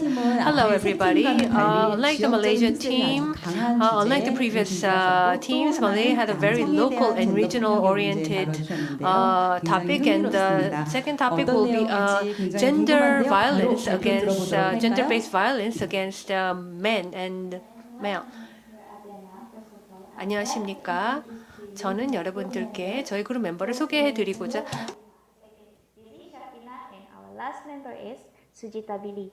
Me and Physis Shafina will be presenting our research entitled Advocacy Towards Ending Child Marriage in Sabah, Malaysia. So the reason we chose Sabah for the cases of child marriage is because Sabah is the third state that has the highest cases from 2013 to 2018. The purpose of our research are to advocate for the ending of child marriage in Sabah, to analyze the actions by different stakeholders on the issue, and the last one is to discuss the role of government. Also, the reason we chose the issue of child marriage is because it is a form of sexual gender-based violence. But how it can be a form of sexual gender-based violence? This issue has been recognized as a form of sexual gender-based violence by United Nations and numerous states, and it's also a violation to the human rights, where it can lead to domestic violence, rape, and other destructive gender-based acts of violence. For your information, the majority of child marriage victims are females. They are more likely to suffer from the domestic violence and less likely to remain in school. This issue brings to the discrimination against women and deep-rooted gender inequality that is at the core of violence against the females. Next is the government and civil society response towards ending child marriage in Malaysia. So this is the government response towards the issue. In the 2022, it was stated by the Minister of Women, Family and Community Development, the government does not have any plans to ban underage marriage, but they still committed in preventing the issue in a different way. However, this is the civil society's response. They call for a ban on child marriage in Malaysia because it is totally unacceptable anywhere in the world. They also stated that it has against the basic principles of Convention on the Rights of the Child Rights, the CRC that Malaysia also has signed. But the question is child marriage a part of CRC? The answer is yes. CRC defines it as someone, either one or both partners, being married below 18. CDROI and CRC committees have been giving a particular attention to cases where girls being married against their will. It was also stated child marriage also a form of forced marriage. CRC stated that preventing underage marriage is to ensure that minors are free from the burden of marriage. Next is the Malaysian laws and child marriage. Malaysia's plural legal system recognizes the civil and criminal jurisdiction of the common law-based civil court, as well as Islamic law, which is the jurisdiction of the Sharia court in each state. Muslim and non-Muslim marriages are governed by separate sets of laws. As for Muslim, they are governed by the individual Islamic family law, enactment or ordinance of each state, while for non-Muslim, the major statute is the Law Reform Marriage and Divorce Act 1976. For Peninsular Malaysia's Orang Asli and Sabah and Sarawak's Bumiputra, their religion decide which laws they must follow by, which means if they are Muslim, they marry under the Islamic law, and if they are non-Muslim, they may choose whether to marry under the Law Reform Act or the customary law. Next, I will continue this presentation with minimum age of marriage in Malaysia. For Muslims, all state Islamic laws set the age of marriage at 18 for Muslim boys and 16 years old for Muslim girls. Notwithstanding this, however, marriage below this minimum age may be allowed by provided the permission from the Sharia court. For non-Muslim in Malaysia, the Law Reform Act specifies that the minimum age of marriage is 18 years for men and a full and complete 16 years old for women, and all parties below 21 years old must obtain parental consent. However, girls between the age of 16 and below 18 must obtain special permission from their chief minister of their state, and an application must be made to the Register of Marriage under the Law Reform Act. No marriage is allowed if the parties below the minimum age requirement, and any marriage solemnized between persons below the required age is considered as void. This is the general situation of child marriage in Sabah. Number of Muslim child marriage that was recorded by the Sharia Judiciary Department in Sabah between 2011 to October 2016 is 955 cases. 505 of the cases were females and remaining are males. As for the number of non-Muslim indigenous communities child marriage in Sabah, there are no data recorded because early marriage is a norm among the non-Muslim indigenous communities. If a child who already hit their puberty, that means they are ready to be married off. The number of non-Muslim girls child marriage that was recorded by the National Registration Department in Sabah between 2005 to October 2015 is 165 cases. Hence, we know that child marriage is mostly due to poverty, stigma, and social norms that dictate that underage marriage is the best solution in society to deal with the problem. However, in Sabah, unequal access to educational facilities and underdevelopment are seen to be the root of Sabah child marriage issue. Most rural areas in Sabah are fall behind in social development. Broadly speaking, rural areas in Sabah have limited education facilities as they are less of schools, preschools, and the whole spectrum of education. Specifically, when accessing this scenario in Sabah, most boys will continue their education after completing primary school and move into a dorm in pursuing their secondary school, in contrast to girls who are less likely to do so after their primary school. In this case, we know that the education department has a big role to play. Together with, there needs to be more government intervention, such as providing development in rural areas. In other words, more hostels for female students should be developed, so that they will stay in school if indeed their family are unable to support the life of their children rather than marrying them off. Altogether, if there is no intervention is taken, as a result, children and family suffer until child marriage becomes an option. Parents think that is more relevant to send their sons rather than their daughters to go to school and marry off their daughters as one of the solutions to get out of hardship. Next is advocacy effort toward a ban on child marriage in Sabah. In 2018, there were two advocacy efforts to stop child marriage. First is Girl Not Bride, has created a joint statement on stopping child marriage in Malaysia, and it was signed by 46 stakeholders. Second is the former Chief Minister of Sabah has called for Sabah government to raise minimum age of marriage to 18 years old without reservation. In 2019, Sabah Ministry of Law and Native Affairs with UNICEF has joined together by organizing a state action plan with stakeholders in 3 days workshop that aim to end child marriage in 10 years' time, starting from 2020 to 2030. In 2020, Pakos Trust has held an awareness webinar on ending child marriage in Sabah. A joint statement released after the event said that marriage for people under age 18 is thought to be part of a cultural system. In 2021 and now, Sabah government has held an awareness talks on stopping child marriage at 20 secondary schools in the state that involve the student, parents, and teacher. Next is government challenge. In 1995, the government of Malaysia ratified the CRC, which is International Human Rights Treaty, which upholds the civil, political, economic, social, health, and cultural rights of all minors below 18 years old. As a step toward the right of the children, Government of Malaysia passed the Child Act in 2001. It's an act to consolidate and amend the laws relating to the care, protection, and rehabilitation of children, and to provide for matters therewith and incidental thereto. Even if Malaysia already has the Child Act that can protect the children, however, they still cannot make any decision on banning child marriage. This is because of the Malaysian law itself. Malaysia law is known to have an overlapping and conflicting legal system under the authority of the federal and state governments. As for conclusion, the government needs to take immediate action to prevent child marriage. It should create and implement a national action plan that will involve more sectors in the society. Access to education in the rural areas must be improved, including the provision of accommodation or boarding facilities. Education will enhance their quality of life, including that of their family. Education and awareness on child marriage among the public need to be increased.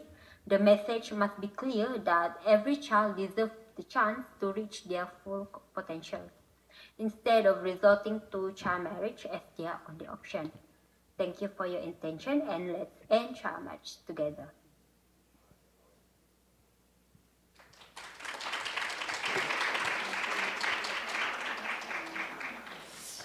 Yes, all types of sexual violence need to be criticized. Above all, violence against children is one of the most dire actions of the cruelty of women. And sometimes the relation makes it more difficult to apply a single law, and this is another dire reality. And next, we'll move on to Professor Ayechi's presentation. Greetings, everyone. My name is Alex Shantianoksunga from the University Malaysia Sabah. For this year's conference, my group's title will be, Why is Sexual Gender-Based Violence Amongst Men and Boys Underreported? As a brief definition, sexual violence is the activity or behavior that occurs without the explicit consent of the victim, such as rape. At the same time, sexual gender-based violence is a wide range of harmful behaviors motivated by power dynamics between sexes. Through various literature, there are 3 factors to consider when it comes to the reasons for underreporting. The first point is society's gender expectation. Basically, men are expected to protect themselves and are expected to be the protector. And being victims would mean failing their manly responsibility. Studies by Javai 2014 suggest that even the authorities might downplay or make it seem trivial that a man can fall victim to sexual gender-based violence. So at the end, it remains hidden.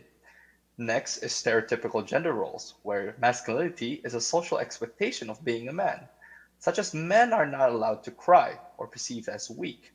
At the same time, femininity is the direct opposite of that, and is seen as the weaker gender attribute.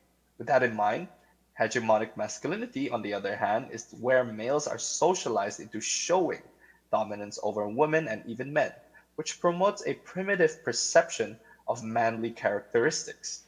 Especially in Malaysia, when men find it hard to understand that they fall victim to sexual violence or sexual gender-based violence, and ultimately creating an unhealthy expectations among themselves and even society. This is according to an interview done by a Malaysian member of an NGO called Good Shepherd. Overall, as an outcome of all the factors mentioned, it creates this mask and curtains that hides male victimization, and at the end of the day, becoming anything that's related to weakness or femininity is feared amongst men. As for the how factor, the first point to consider is incompatibility of masculinity and vulnerability. Basically, falling victimhood to sexual gender-based violence seems like categorizing a man as similar to a woman, or anything that's related to femininity. It makes a man feel bad about himself psychologically. So basically, it prevents him from reporting or seeking help or identifying victimization. For example, serial rapist Reynard Senega, who raped and sexually assaulted 206 men in the span of 2 years, 2015 and 17. The BBC reported that 60 of those men still remain unidentified in the year 2020. Another illustration is during the refugee crisis in Rohingya. A refugee claimed that a Myanmar military raped and tortured a number of them, and as well as the fact that he claimed that he was not alone, there was also witness accounts that reported there was torture of male private parts, but the victims were ashamed to admit it or didn't even realize the things they experienced were sexual gender-based violence, and this is according to the new humanitarian reports. Another point to consider is the lack of institutional acknowledgement, whereby only a few international organizations or NGOs focus on this issue. In a study by Del Zotto and Jones 2002, 60 NGOs were examined on reports of wartime sexual abuse, and only 2 featured men and boys. Interestingly, sexual gender-based violence against men and boys and LGBTIQ was only just recently been reported by the ICRC on 3rd February 2022, titled That Never Happened Here. Another example is the patriarchy. The older generation's upbringing, such as traditional masculinity ideas, results in men being too ashamed to report sexual assault because it violated their ideas of manhood. Hence, NGOs won't be able to acknowledge this particular problem when men themselves can't even report the problem or can't even identify themselves as victims. Hence, without reports and data, NGOs can't acknowledge the problem. A narrow focus on women is also another factor to consider, whereby there is a need to re-evaluate the understanding of sexual gender-based violence. It is not only a female problem, but rather everyone's. And just to be clear, this is not an argument against the feminists. In fact, it promotes gender equality. Female injustices and oppression can be seen throughout history. The outright injustices many experience adds motivation for protecting and empowering women. That's why we have this forum here. Sexual gender-based violence should be viewed as a gender-neutral phenomenon, so that at the end of the day, male victims do not feel ignored, and more NGOs and institutions should acknowledge this particular problem. As mentioned before, it's difficult for men to report themselves because of the fear of ostracization from their community and society. And when society is more open about this problem, similar when we see it done with women, it can be treated as similar as well. Finally is the lack of recognition in domestic laws. International laws and NGOs like the ICRC recognize sexual violence as gender neutral. However, this does not apply to other countries such as Malaysia. How can sexual and gender-based violence be punished if domestic sexual violence laws don't recognize it? Domestic laws, according to ICRC, should avoid gender-based exclusion of sexual violence victims and survivors. For example, in Malaysia, women are the only ones that can fall victim to rape. Rape is sexual contact with a woman without her consent. According to the Malaysian Penal Code 377D, in Malaysia, a man can be convicted of rape but not recognized as a victim. Malaysia is such a patriarchal society that it does not even acknowledge male rape victims.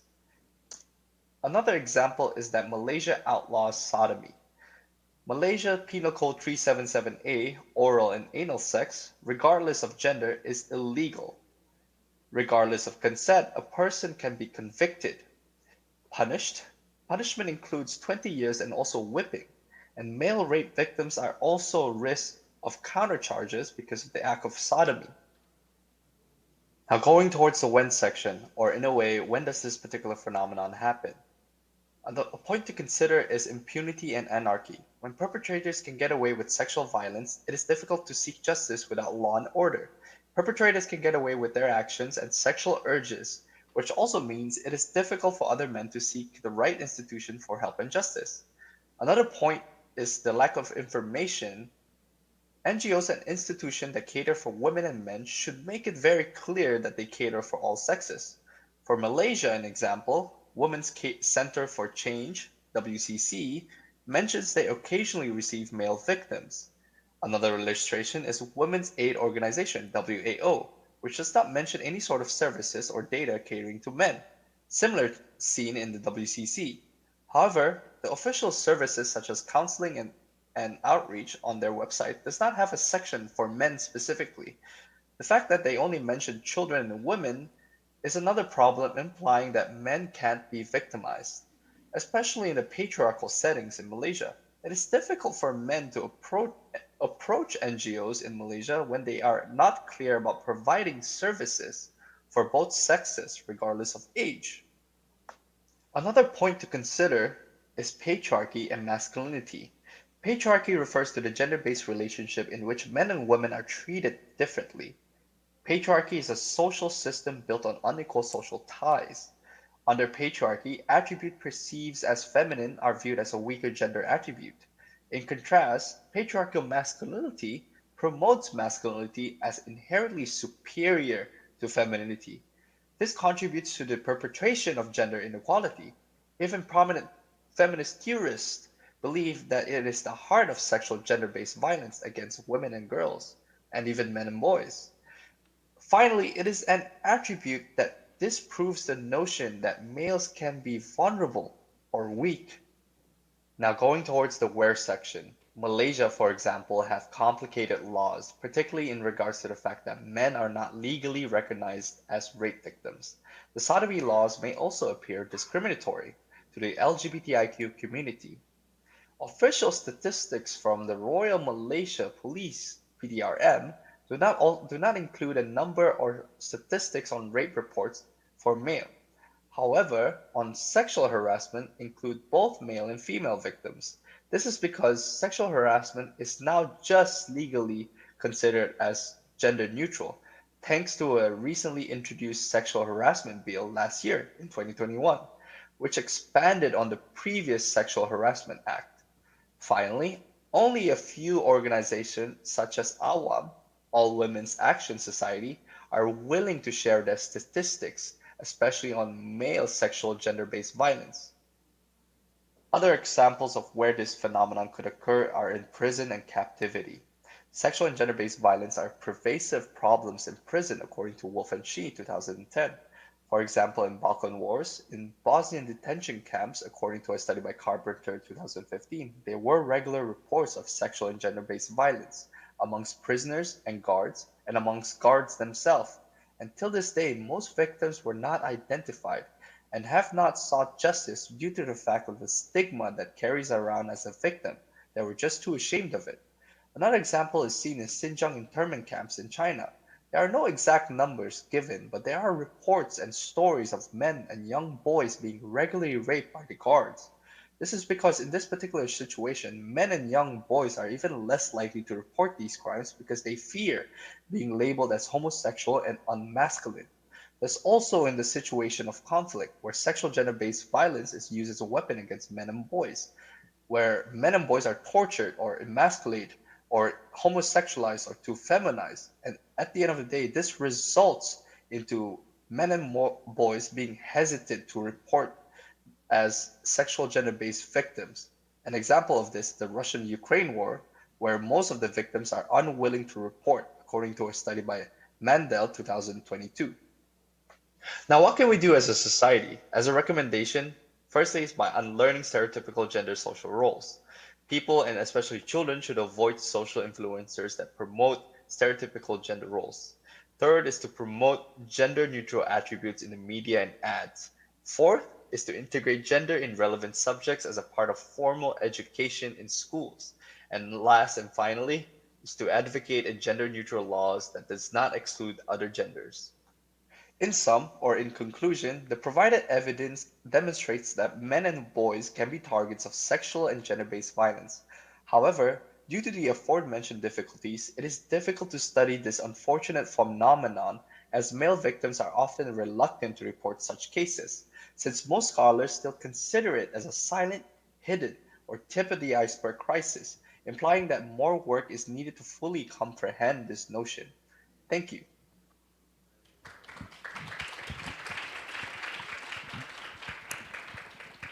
네, 알렉시 발표는 성폭력을 Yes, Mr. Alex said that this sexual violence is not a problem pertaining just to women. It applies to both the sexes of men and women.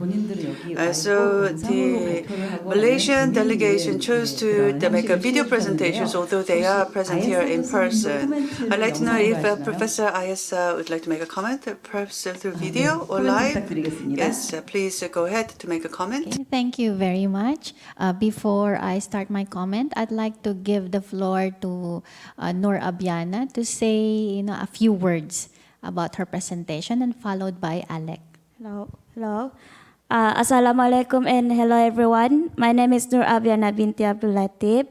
The reason we chose this topic because in Malaysia, people think that being married under 18 is a norm.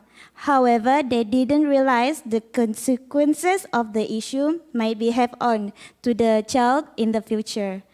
And lastly, I hope that the advocacy work of the NGOs in Malaysia, like the Sabah Women's Action Resource Group or SAWO, can be more successful. Thank you. That's all from me. Hello, everyone. Firstly, I'd like to thank every guest who are present here, as well as the guests of honors and sponsors of this event. Firstly, as a group, we wanted to know the extent of sexual gender-based violence, especially spanning it towards gender as well, or other parts of the world as well. And part of this research group has actually interviewed a couple of social workers as well. And we gave a number of questionnaires, but sadly we weren't able to get typical answers. But we did manage an interview with a member of Good Shepherd Services, a member that has 12 to 15 years of experience under her belt. So she actually validates our findings that sexual gender-based violence actually continues to happen amongst men and boys in Malaysia. And this organization has been helping victims of sexual-based violence in men and boys, but isn't exactly reporting it publicly. So other than the fact that it is a hidden crisis, it also shows that the patriarchy culture not only exploits women, but also men and boys at the end of the day. But yeah, that's all for me. Thank you.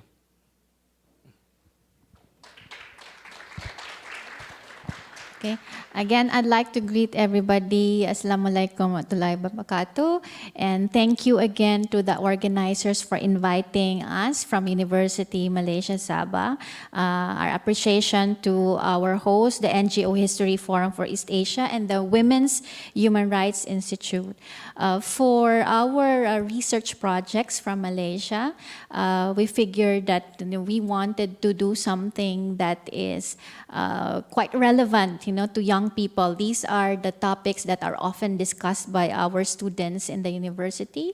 So we've agreed to pursue these two research projects. And because of the limitations for actual interviews, besides the desk review or online reviews that they have conducted, the closest that they could get to secondary sources would be online interviews with NGOs and other experts. So we've also invited some friends from ICRC, the International Committee on the Red Cross, that explained to us the recent report published recently in February 2022, and that's how Alex's group got inspired to doing the topic on the underreporting of sexual and gender-based violence among boys and men. And as Noor Abiana have mentioned, the topic of child marriage is actually a pretty, it's a pretty new topic.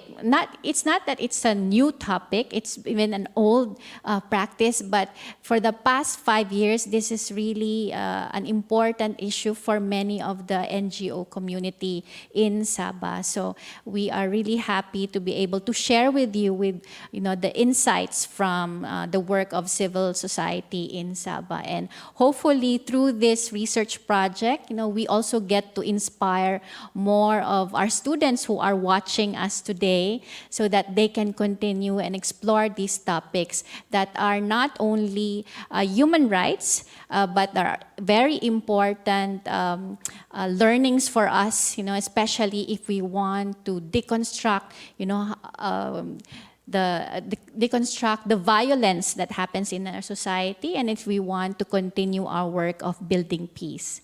Okay, so again, thank you very much, and we would like to end our presentation from Malaysia. Thank you. 네, 감사합니다. 새로운 내용의 새로운 Thank 형식의 you 발표 very 준비해 much. 주신 Thank you 말레이시아 for 팀 다시 한번 approaching this 감사드립니다. issue with a very new, refreshing format. Thank you for your time. 행사가 딜레이가 많이 되면 어떡하나 I was very concerned that there'd be a lot of delays incurred to this youth forum, but everything's on time. We have the last presenters to take the stage from Bangladesh, Hosna Azmi, Rukli Chakma, and Mikio Uishi.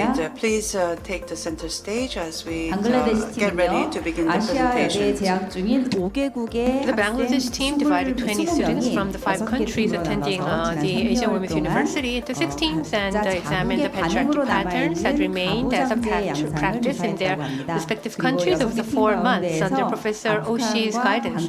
And among the 6 teams, the Afghanistan-Bangladesh mixed team attends today, and because they showed the greatest achievement, and they were selected as a presenting team. Hello, everybody. Well, I think you waited a long time until your order at the very end. Everything that's drastic always leads to a great tragedy. The Bangladesh team discusses the impact of the Taliban occupation on the education of Afghan women. And now we will listen to the presentation.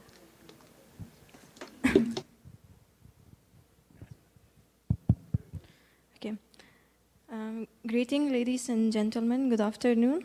My name is Hosna Azimi, and my teammate Lohari Chakma. We are going to represent Asian University for Women, Bangladesh Chittagong, and we are going to discuss the topic, very interesting topic, which is the impact of Taliban takeover on education of Afghan women. So we are going to discuss the introduction, the first number. Okay, next slide.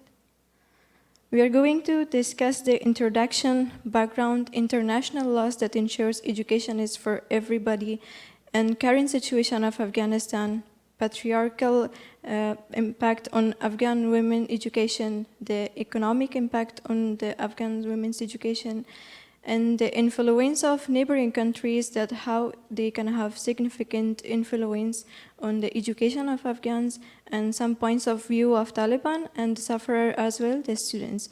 And then coming to the conclusion. Next slide. So currently, as we all know, that on 15th August 2021, Taliban take over control in Afghanistan, and we are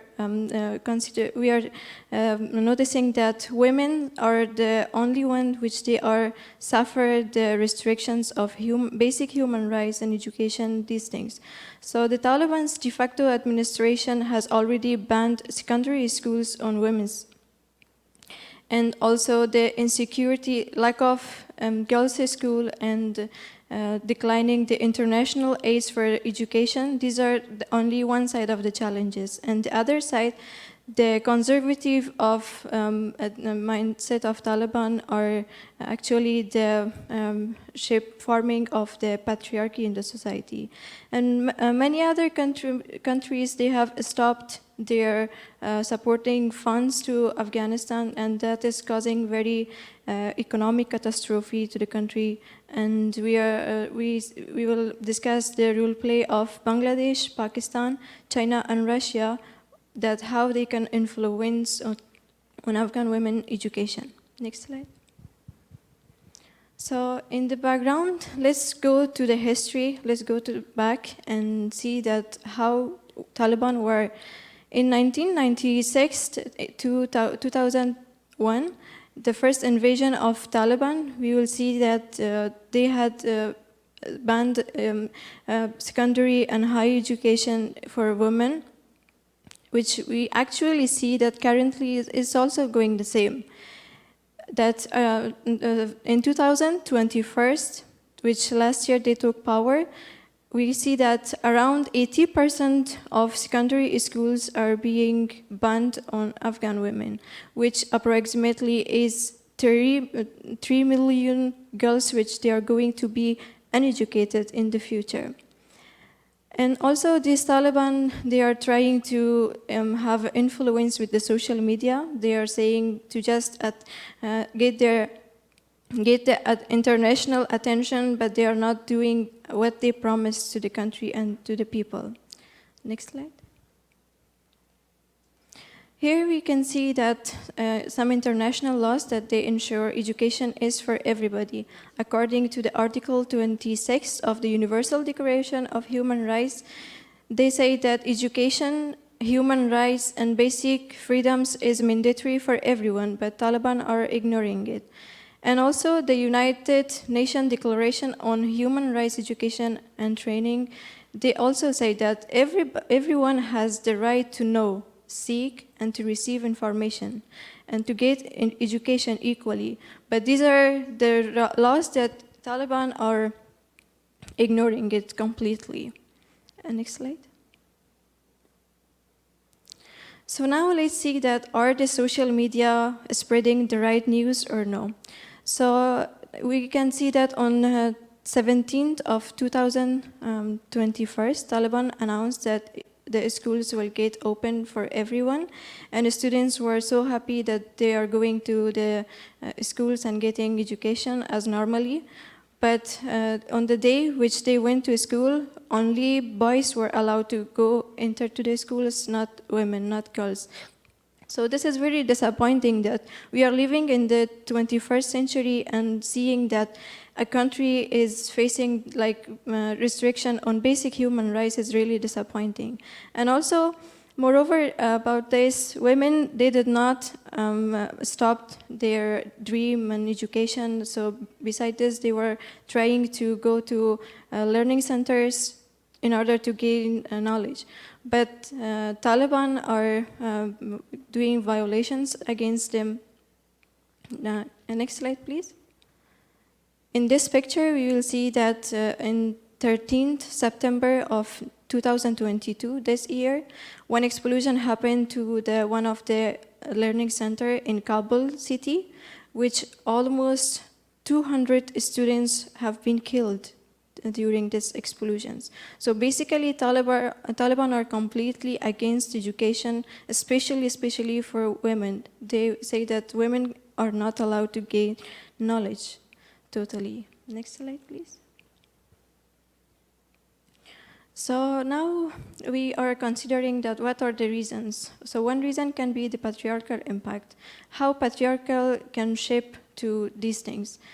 So it has been permeated with masculine values such as honor, justice, and hostility. The Taliban are saying that only men are allowed to gain knowledge, only men are allowed to go to the society and do jobs and function and handle their families, not women. Women, they have to stay at home, nothing they can do.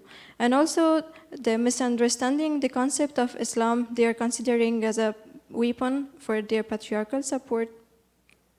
And they consider the education is a Western culture, which it's going to have a negative impact to their culture. These are the basic ideas that a patriarchy is getting shaped in a society. Next slide, please. So here we are comparing the three recent leaders, that how they were governing the country and how they caused that patriarchy get shaped in the country. So during Hamid Karzai government, so we are comparing the democracy, literacy, and security. That during his period, the democracy was good, literacy was good, but security was average. Although it was not good, but it was on average. During Ashraf Ghani period, the democracy was good, the literacy was good, and also the security was completely poor. That it shifted to get the democracy policy into the patriarchy. And Taliban are doing such, which the democracy currently is completely poor, and education is below average, which is declining day by day by their restrictions. And about the security, it's not clear. We don't know, because Taliban are not trustworthy. What they give promise to the social media, but actually they are not doing those promises. I would like to hand over the rest to my teammates, Johari Chakma. Next slide, please. Economic impact of Afghan women's education. Millions of dollars in lost income, rising cost, and the collapse of the country's banking system generate a massive economic drawback, rendering the country inoperable. So Afghanistan's economy was deteriorating before Taliban takeover on August 15, 2021. Suffering from severe drought, the COVID-19 pandemic, then declining confidence in the previous governing, Taliban advances in the battlefield. So then came the abrupt cutoff, civilian and security aid more than $8 billion, equivalent to 40% of Afghanistan's GDP, which was after Taliban second invasion. So the Taliban have closed the vast majority girls' secondary school due to this economic crisis, as they say. So this combined with the poverty that has made it difficult for the girls to attend the few remaining girls' school has increased the danger of child marriage. Then education in Afghanistan is heavily reliant on international aid, effect which Taliban does not really readily acknowledge. So this raises the questions that whether the Taliban adequately understand how essential this support to maintain access to education. Then freezing of $7 billion of the total assets of the Afghan Central Bank in New York has caused scarcity in catering to the country's educational needs. So here's the USA has made one condition. So if the Taliban don't provide equal rights to every people in Afghanistan, USA won't unfreeze these national assets to Afghanistan, which is causing severe economic catastrophe in the country since Taliban didn't promise to fulfill this condition. Next slide, please. So here is the influence of neighboring countries on Afghan women's education, starting with Bangladesh. An Asian University for Women is providing significant amount of scholarship to Afghan women students, which will be 500 scholarship by 2023. So it has started graduate programs by focusing on students from Afghanistan, which started this year. The total students right now is 170. So then Pakistan. Pakistan is providing scholarships and free education. For instance, Allama Muhammad Iqbal organization is providing 4,500 scholarships, which will be from 2022 to 2032. Next slide, please. Then Russia and China. Although Russia and China is still quite regarding this situation right now in Afghanistan, they're more likely to be focusing on the abundance of natural resources. But in general, Russia and China is providing some scholarship in general to Afghan students. And China is willing to provide economic support with no string attached, ensuring that it is on the list of foreign powers to whom the Taliban are most likely to listen. Then these countries, what we have observed is that these two powerful countries will be, might be involved may involve in future if they build a strong relationship with Taliban, de facto government of Taliban. So then, next slide, please. Taliban's statement on women's education. So what's the difference between the Taliban's two takeover regarding women's education? Right now, the difference between two invasion of Taliban is the torture and restriction was visible right then, but now they are trying out to control the media. Then the way they are putting the issue of education is more likely they are buying time from the media with no progress. When the Taliban took power on August 2021, they announced that education for both boys and girls beyond the 6th grade would be suspended, but would resume after Afghan New Year, which is March 23, 2022. But it passed the date, still no progress. Taliban are convincing the world that they are not opposing women's education. The spokesperson of Taliban, who is Zabiullah Mujahid, said that primary schools and universities are open for girls. In some provinces, secondary schools from 6 to 12 can go to school, but there are some issues that they are facing and they are trying to solve as soon as possible. These problems are the religion scholars have some issues with the girls' safety, safety of girls traveling to and from schools. Furthermore, the decision of opening education for girls cannot be made based on the Kabul situation. Following up, the Taliban stated that they have to consider the situation of some provinces and villages where the family doesn't want their girls to go to schools and universities. So he strongly said that education in Afghanistan is decided by the people and the body of the religious scholars. There have been some problems that have been brought by the religious scholars. So the government does not want any kind of issues with religious scholars right now in order to maintain the unity. On the other hand, it was mentioned by the spokesperson that when they came into power, there were a lot of problems and they didn't have the means to solve them. These things take time. Next slide, please.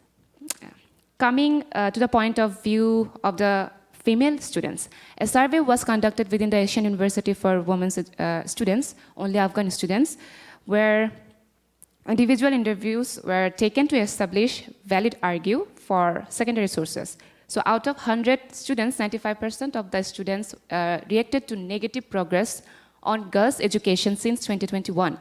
60 out of 100 students have shown concerns regarding tertiary education, which they emphasized that around 41.7% of universities are closed in Kabul city, which is the national capital. So here they're exactly saying the opposite. The girls are still protesting to open the school and for their rights to education. Still they are hoping for the light when they will enjoy their basic human rights to education. Although the Taliban officially stated that they no longer oppose girls' education, very few Taliban officially actually permit girls to attend school past puberty. Next slide, please. Education is for all, and women are not different from this statement. So without it, they are at increased risk of violence, abuse, and exploitation, including child marriage. For the sake of girls' survival of Afghanistan and for the future of this country, many international NGOs are calling on the Taliban to immediately allow girls to go to school. It appeared in early 2022 that women's education was a go. Yet, despite international pressure and promised resources from the international community, on March 23, 2022, the Taliban leadership announced that girls' schools would not open. Many young women and their families were shocked by the news of the Taliban. And if Taliban bans education, the expected consequences in the near future of the women in Afghanistan will be there will be less educated women in Afghanistan. The participation of women in society will be decreased. Child marriage will increase for sure. economic backwardness will increase, which will hamper the development of the country. Neighboring countries may influence the Taliban current education policy. As it was mentioned before, Bangladesh, Pakistan, Russia, and China are giving opportunities to study there. The main point here is as long as the Taliban is making the wrong decision about education policies for women and girls, there is no chance of having educated women in Afghanistan and the development of this country. Since the Taliban are now the ruler of Afghanistan, the future is in their hands. And for which strong organization, powerful countries, should force them to make the right decision about it. Thank you. Next slide, please.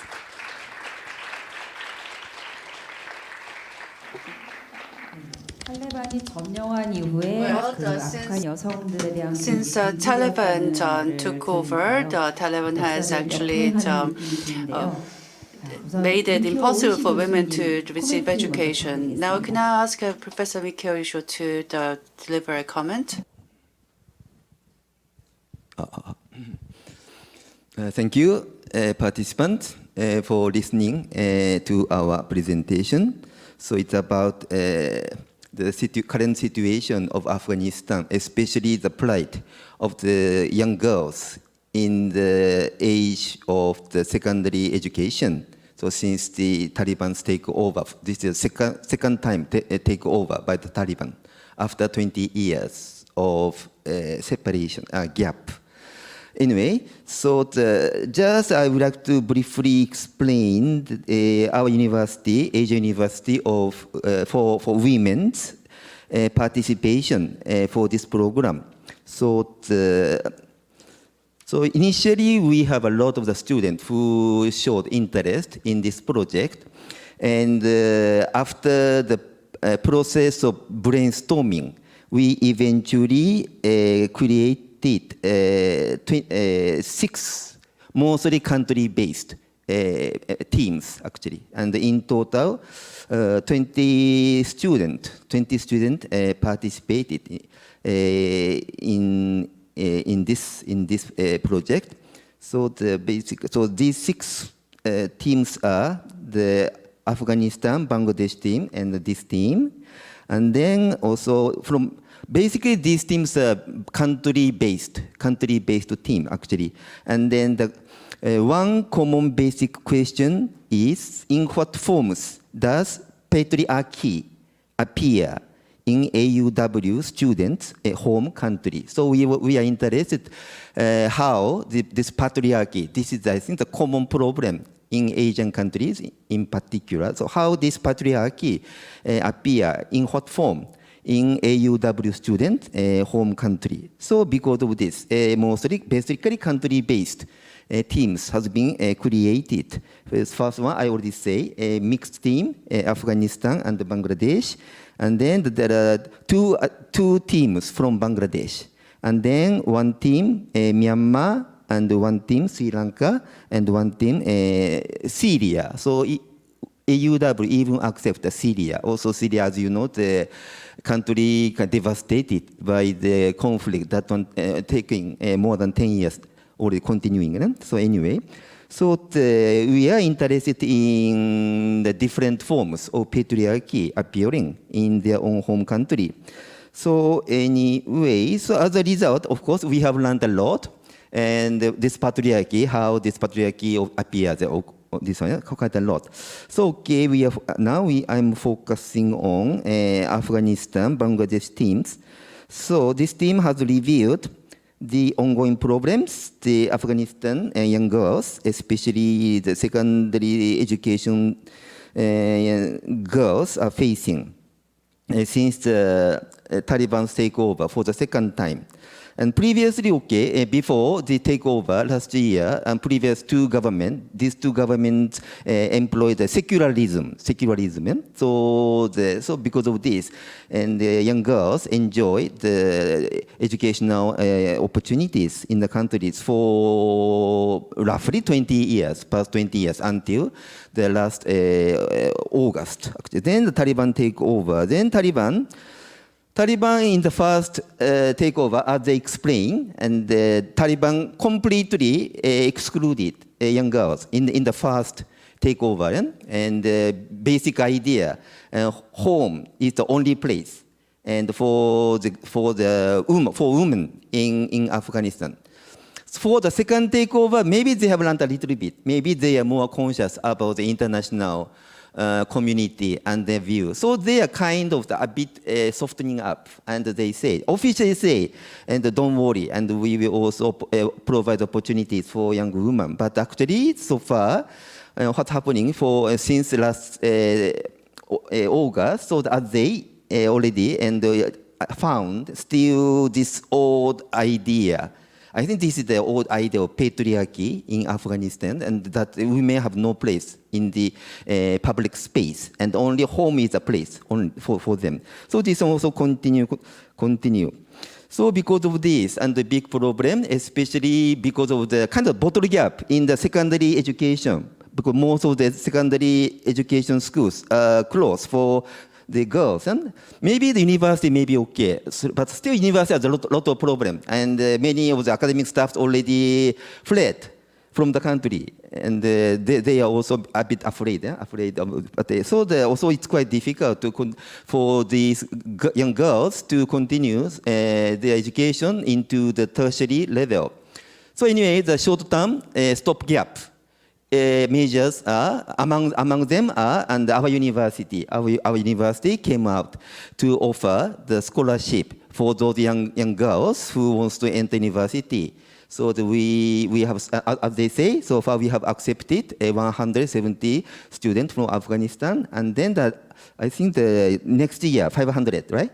New arrivals, and we will accept. And also the surrounding countries are helping in their own way to accepting the student and the scholarship. But this is a stopgap only for short term, not fundamental solutions. So I think that mid-term and long-term solution should be more systematic, positive influence from the surrounding countries. And Afghanistan is surrounded by many countries, right? And we think China and Russia should eventually exercise strong influence for the Taliban to open up their mind. And their mind is very, very narrow, and mixed with the traditional value system, patriarchy of Afghanistan, plus their own very peculiar interpretation of Islam, right? And hopefully these two countries and exert a positive influence on the Taliban. And of course, these two countries, Russia and China, and in these countries, women have a very important role, of course, and the professionals, doctors, teachers, academics, or directors, whatever. So we just hope. And for the positive result, I don't think the Taliban is the same as the so-called jihadist, I don't think Taliban is almost that is the same as the Islamic State or Al Qaeda. And some people have some wrong impression that they are Islamic extremists and their eventual goal is to re-establish the caliphate. In that, but I don't think so. I think they are ultra conservative, representing the traditional idea, norms, values of Afghanistan. So I think there's a room for them to learn, actually, under the positive influence from the surrounding countries. So we are looking for this future, actually. And then for the short time, and our university is playing on a small way to help the young girls who wants to study. Okay, that's all. Thank you very much.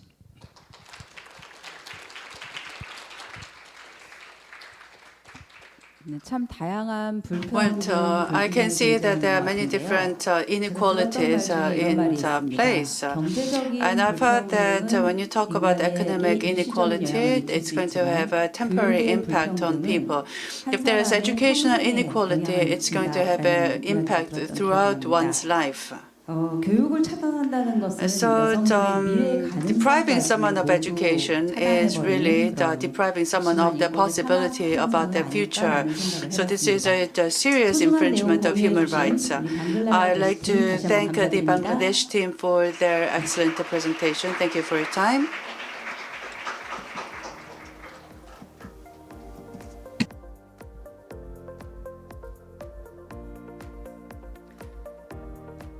이로써 아시아 And we have just concluded the presentations and comments of the mentors from 5 countries. And we don't have any questions from the chat box in the online, on the online platform. So we give the exclusive opportunity to the audience on the floor.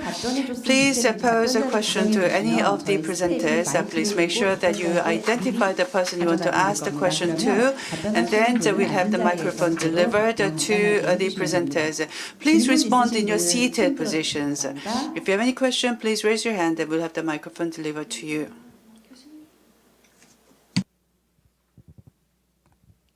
네. 정말 잘 들었습니다. Thank you very much. My name is Kim Hyung-kyung of Seoul Women's University. I'd like to extend my appreciation to the organizers for arranging this event. I want to ask a question to all the 5 presenters, so let me just be very quick. I start with the Korean team. This is not really a question, more of a comment to the Korean team. And you related the Me Too movement to the Japanese military comfort women issue. And then since 1990s, there's been a series of movements being carried out against the sexual violence. And I think more emphasis on this aspect would have been more recommended. For example, in 1993, we had the Professor Shin case and also Po-eun case in the early 1990s, and there's been some legislation efforts for the Gender Equality in Employment Act, and also there's been the various NGO, the women's activist groups that have been operating very actively, and it is against the efforts of all these movements and activities that we were able to see the Me Too movement emerge quite recently, and I think it kind of overlapped with the Me Too movement of the United States and also the Kim Hak-soo's testimony as well.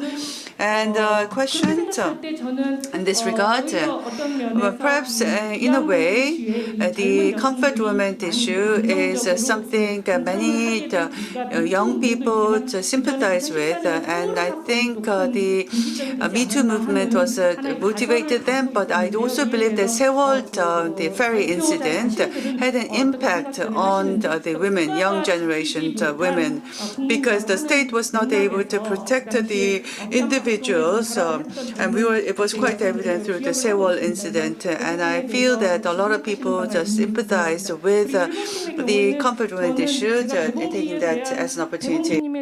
And you, in the Japanese case, you studied Baebonggi, and you also introduced some activities in Okinawa which I could not have, I could not visit. Well, in the video, you showed a tomb with these crosses, the cemetery. The crosses, it's not something that's easily seen in the Japanese society, so I was curious why you showed that image. And also, in the case of the Philippines, not on the Philippines. I'm sorry, I'm taking too much time. For the Malaysian presentation, one was on the child marriage custom. Well, there has long been a tradition. Well, was it a long tradition, or is it a kind of a resurrection of the past custom? Because you said that there is a greater need for the rural development activities. And is it related to the global new international order's resurrection? So this means that it's not just that a rule issue or traditional issue, and maybe it might require some perspective from the international order, and also on Malaysia. With regards to the sodomy, you said that this is illegal. You talked about the illegality. This is the influence from the British rule before World War II. And for the Afghanistan, Whenever I listen to the Taliban news, I always feel very complicated. For our students, the students may think that the Islam culture is very masculine-oriented and has a violent practice against women. But just as the professor has mentioned, the Taliban came into its ruling because of a very complicated historical background, because of the Afghanistan ruling and the Cold War regime between the U.S. and the Soviet Union, and that was how Taliban grew its power. And unless we understand these underlying factors, we may misunderstand that Islamic is a very outdated culture that has only a focus on masculinity. So I would like to ask the opinions of the students, if you do have any opinions on this issue. I apologize for taking too long. So your question goes to the 4 presenters, with the exception of one country. And I just wonder what would happen if we received online question as well. And I don't think you have designated a specific presenter. But I think for the Korean question, the students may find it quite difficult to respond. So Yuk-Sung-hee, the Professor Yuk-Sung-hee, would you like to respond? Yes, thank you very much for this excellent question. I would have liked our students to respond to that question, but I don't think they're ready, not quite. And as a supervisor, perhaps it's my responsibility to respond to a question. And I agree to your point of view. When having raised this topic, we wanted to look at the past and present of the human rights movement for women. So I wanted to look at the Korean situations and look at the women's human rights situation. And we depicted the representative cases, and that is why we chose the 2 main topics, and we were just given a short time frame, and therefore we felt that we need to look at the context on the basis of which these issues have been raised. So I think we were kind of limited in being confined to those subjects as we begin the presentation. So I understand that the feminist movement has led to the testimony of Kim Hak-soon, and also the reboot of the feminism has led to a boom in the feminism and then the backlash, and then this has led to the Me Too movement. So this is a whole process, and we have to look at these 2 issues in a very big picture, and we need to look at how the women's human rights have the change over the years, evolved over the years in this long process. I do understand your point of view, and I do agree that students have to reflect that as well. So we focus perhaps too much on the main subject, and therefore we are not able to look into this topic in a more bigger context. On the Sewol ferry incident, I have not quite thought about that.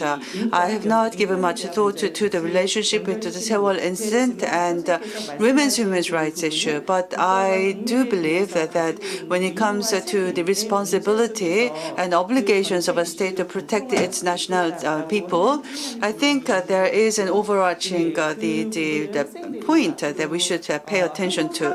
And I do believe that when it comes to the various phenomena that occurs in the Korean society, maybe we should look in a more bigger picture. And I think it's a very important perspective that we should reflect in the future. And this is going to be very helpful for the students as well. I'll do my best to better supervise my students with your advice. Thank you very much. Yes, it was a very succinct summary and response to the question. Next, let's go to Japan. Will Professor Kato give the answer, or the students?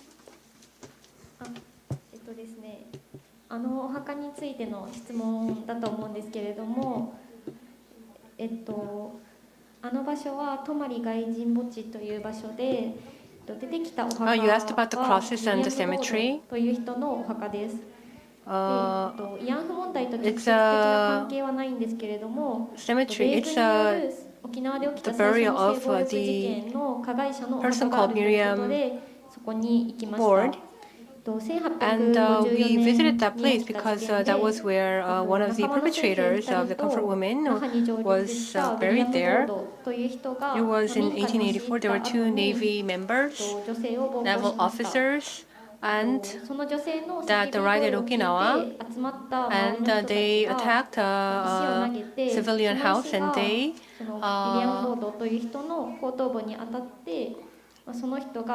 were the perpetrators of sexual violence, and then the villagers threw stones to those attackers, and was how the person William Board was killed and fell into the sea. And this was a sexual violence crime in 1854, so we thought it was relevant, and that was why we visited that site. Thank you very much. We'll listen to the reply from Malaysia. It was. We had two questions, one for Nurushi and one for Alexei. Actually, child marriage in Malaysia is a traditional practice, and it was, as we presented before, that in Muslim law, the Sharia law, it stated that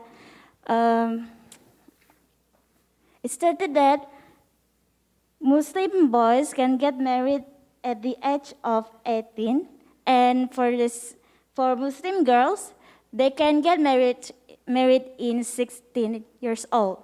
So the data that recorded in Malaysia, the Muslim child marriage is the highest in our country. So, and for the customary law, there was no exactly the exact data because it's under-reporting. So we didn't know actually what is the percentage, the real percentage, yes, the data that not recorded. So that's why in country, that's why all the NGOs in Malaysia tried to end this child marriage for the future of the child. Yeah, thank you.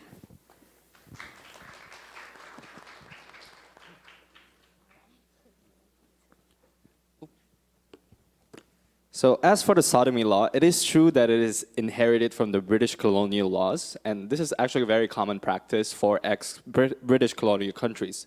However, there are a number or a few NGOs trying to revoke these laws. However, it still stands to this day. As you can see, it contradicts to modern Malaysia as well. But as mentioned before, the new sexual harassment law bill, as I mentioned in my presentation, the bill was actually recently was actually motivated and written by women association groups or women's rights groups as well. And we can see more women are actually fighting for even men and boys problems, as you can see today. So anyways, that's all from me, and that's for Malaysia. Thank you.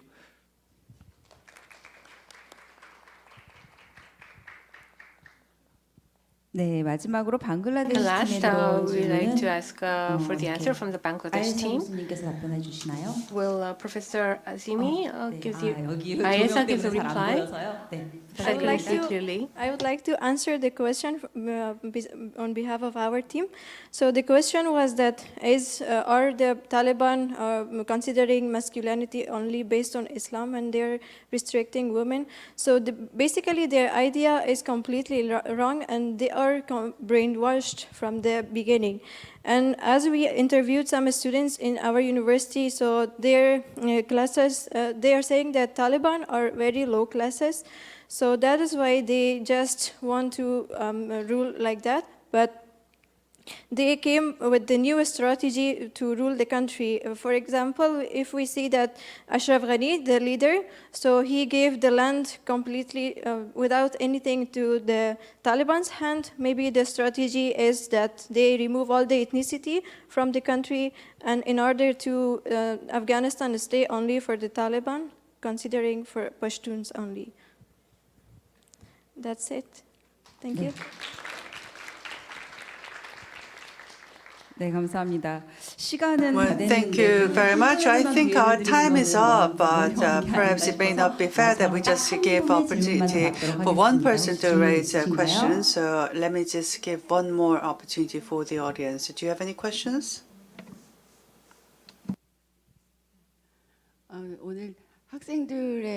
Well, I was able to listen to the students' presentations. It was a great learning experience for me. I thank you for all your efforts. I applaud all your achievements. And I have a question for Japan. In Japan, the students were interested in the comfort women issue and conducted studies and also made efforts to release it publicly. I understand that in Japan today, the anti-Korean sentiment is very strong. Discrimination and also violence against the students in the Chosun school is also increasing in number. And Fight for Justice website, as you introduced, or in other projects that you introduced, I want to know about whether you students were influenced by rightist groups or were at times threatened by such rightist groups. So I wanted to know whether there were any such cases during the study. Yes, I'd like to ask the Japanese team to give the answer.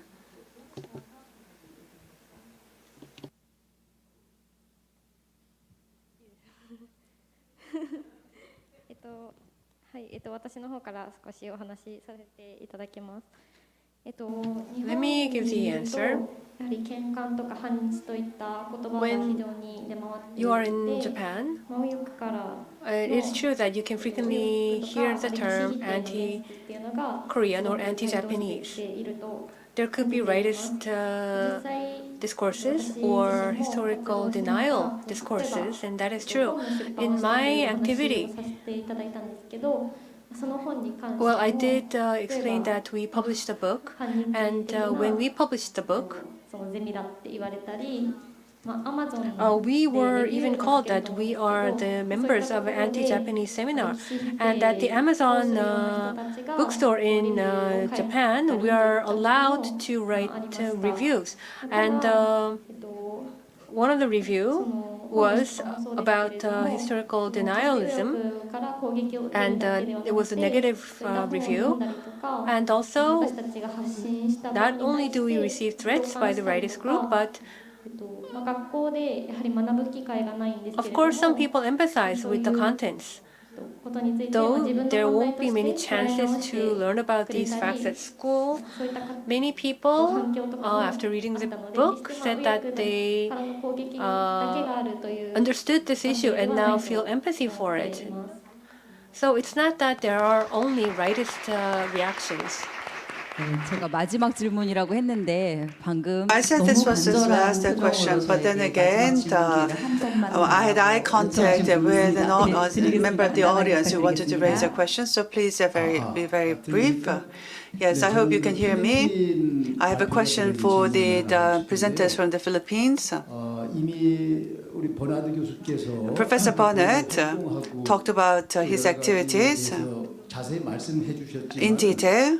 But when it comes to the comfort women issue, when we think about this issue, we tend to believe that it's a very serious issue in Korea, China, Taiwan, and the Philippines. So in the Philippines, you have been very active, and I understand that a lot of research efforts are needed in the Philippines, but also engaging with civil society movement, it will be very important. And also your relationship with the government will be very important, because Japan's, the Philippines' relationship with Japan needs to be considered as well. So when it comes to civil society organizations' activities and the research efforts in the academia, can you tell us how active the efforts are, and tell us about the solidarity movement that you have with the Korean movement as well? So please tell us about the NGO situation in the Philippines, academia, and your solidarity with the Korean organizations. Funny you should ask that, because we have solidarity with the history NGO Forum for Peace in East Asia, which is our most solid relationship.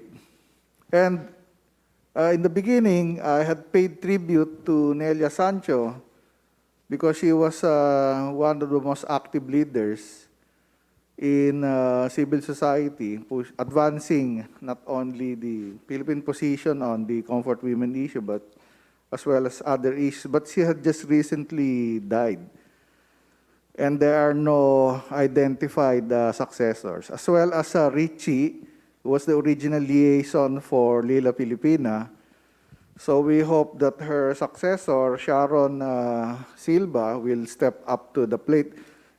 I think we are now in a period of transition where the next generation of leaders in government, the corporate sector, and the nonprofit sector are beginning to realize that this issue is not over.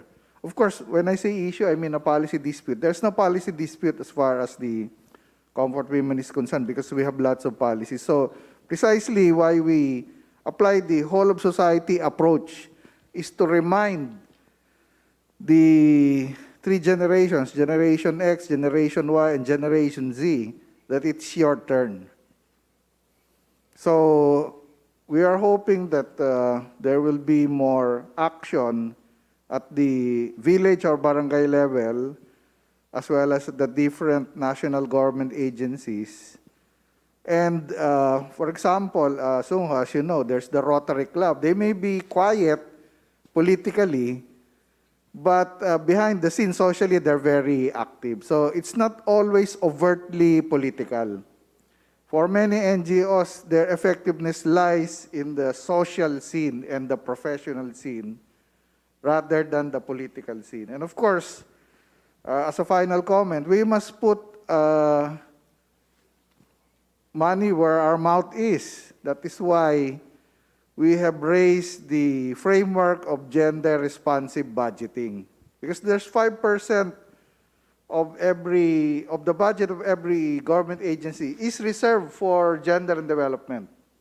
But we want to see that used to address the legacy of the comfort women. So that's the newest struggle. But of course, it's a lot of groundwork that is not seen. In fact, we prefer to fly under the radar. Thank you. 네, 권하도스님 상세한 답변 감사드립니다. Thank you for the detailed explanation. Well, since we are from many countries, so I'm sure that we have so many things to add, but unfortunately, due to time constraints, I think we will have to conclude a Q&A. But as a matter of fact, if we have some room for things to add on, I think we'll then look forward to the following meeting. And now, as we prepared for the Asia Youth Forum, there have been many mentors and mentees that have worked for a very long period of time. And as we listen to your presentations and comments, we could have a better understanding and an indirect experience of the gender situation in Asia. So if you wrap up the achievements of the Asia Youth Forum first, in the preparation stage, the youth members took part, and they were part of it in the workshops and also took part in the actual presentations. And the youth themselves asked questions and provided solutions for gender-based violence in Asia. And thirdly, though it may seem we are in different situations, we must work together to create a peaceful world. I think these could be the three achievements we have made. Human rights and global peace should be a commitment that we should never give up and continue to expand our solidarity through this gathering. And I'd like to thank 그리고 일본군 위안부 문제연구소, the Women's Human Rights Institute of Korea Research Institute of Japanese Military Sexual Slavery for providing this meaningful venue, as well as the executives and the staff of the History NGO Forum for Peace, as well as the mentors and mentees, as well as the staff members. And as I sit here, I see people that I couldn't see when I was sitting on the floor. If you could please look back in the back, we see the staff members sitting behind the stage. Without them, I think this conference could never have been proceeding smoothly. And in that black booth, nobody, and you see these interpreters that have helped with the communications. So could you please also share with a big round of applause? 제가 이 자리에 앉아서 발표자분들과 눈을 마주치려고 이렇게 돌아봤더니요. I looked toward the presenters on that side, and I also saw one more person that was interpreting all day long. I want to thank our sign language interpreter as well. Thank you very much. 여성의 인권이 보다 향상된 가까운 미래 또 여러분들 I hope to see you once again with a better future for women's rights. And I'd like to thank you all. I was 강수정. Well, thank you very much of the students, mentor professors, and Professor Kang Soo-jung. We ask you to return to your seats.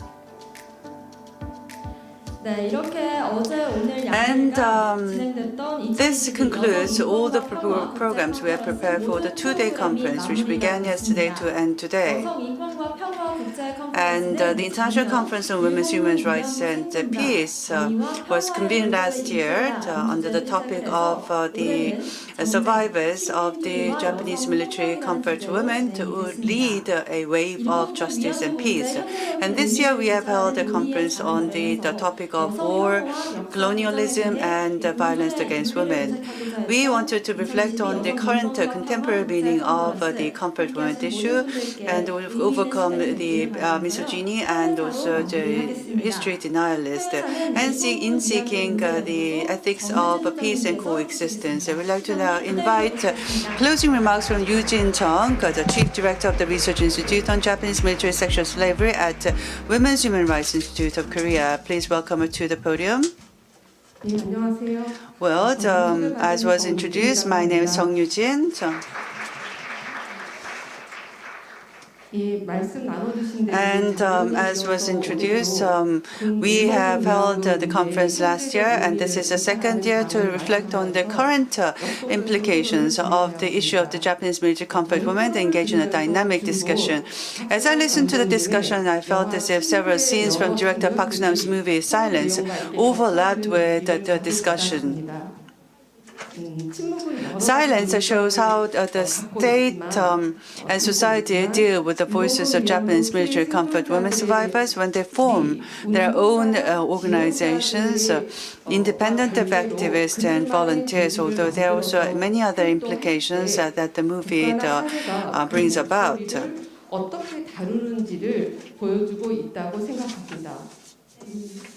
And also the subtitle of the movie, the film Silence, is Comfort Women Making a Rise. And this subtitle is often said to describe the situation of the victims who overcome the silence and standing up. However, if you think about it, I think about this. What if the survivors are not speechless because of their wounds? What if they have spoken, but the society has ignored and remained silent about the matter? What discussion should we start now? I want to pose a question like this to you. As was mentioned in many papers, Shirota Suzuko of Japan published a memoir in 1971. And Baebonggi revealed in 1975 that she was a Korean who came to Okinawa as a comfort woman. Their words were not accepted by the civil society organizations in the Korea and Japan as a matter of wartime sexual violence. At the time, because the society was not prepared with a perceptive attitude to listen to them, so the condition was not ripe enough for them to listen attentively to the words of those comfort women victims. In a keynote speech, Nastya Krasilnikova emphasized that the society must give survivors the belief that their own values of existence are not further compromised. 그런 믿음을 주어야 한다는 점을 강조하셨습니다. And also, Ms. Lee Kyung-hee, who is based in Changwon City, emphasized in a speech that there can be no representative experiences in victim suffering, and that the generalizing wounds is not the path we, or they should be taking. It's not desirable for us or the society. Moreover, Professor Tomiyama raised the question of knowing, and he asked about the meaning of knowing, the meaning of the order in which the violence is practiced. I think it overlives in multiple layers, and he emphasized that point. He also said that realize the wounds of violence and treating it as someone else's business and knowing with the shame, these are all very important attributes. Having listened to all these speeches, I came to believe that the method of giving confidence to the survivors needs to be created through this discussion process. And I think that the important question of what kind of discussion should be proceeded for the comfort women issue is really important. Thank you for your time. In particular, since April, many people engaged in discussions, and our students are from Japan, Malaysia, Philippines, Bangladesh, and Korea. They presented the results after repeated discussions since last April. And having listened to all these presentations, I really could see this huge potential we have in having discussions over gender and also about violence. I could really feel the power that is embedded in all of our discussions. And I would also like to thank the professors who worked with them as their mentors. I also thank the History NGO Forum for Peace in East Asia for organizing this discussion process, discussion process. And I can't name everyone, but I'd like to thank Shaheen, the author who came all the way from Bangladesh to be here with us today. As we talk about war, the colonialism, and violence against women, we came together to organize this two-day conference. And having listened to Shaheen's discussions with her translator, I was able to really see that their discussions, the dialogue, was the epitome of what we wanted to crystallize through our discussion today. I'd also like to thank the efforts of all the interpreters who have made all these efforts for the simultaneous interpretation, sign language interpretation. Thank you for your efforts. And we want to see you again. I look forward to seeing you again in another forum. Thank you very much for your time. 네, 소장님 감사합니다. Thank you, the Chief Director. This brings us to the close of the International Conference on Women's Rights and Peace. We thank you for being here with us throughout all these 2 days. I've been announcer Moon Da-hyun. Thank you for your time and goodbye.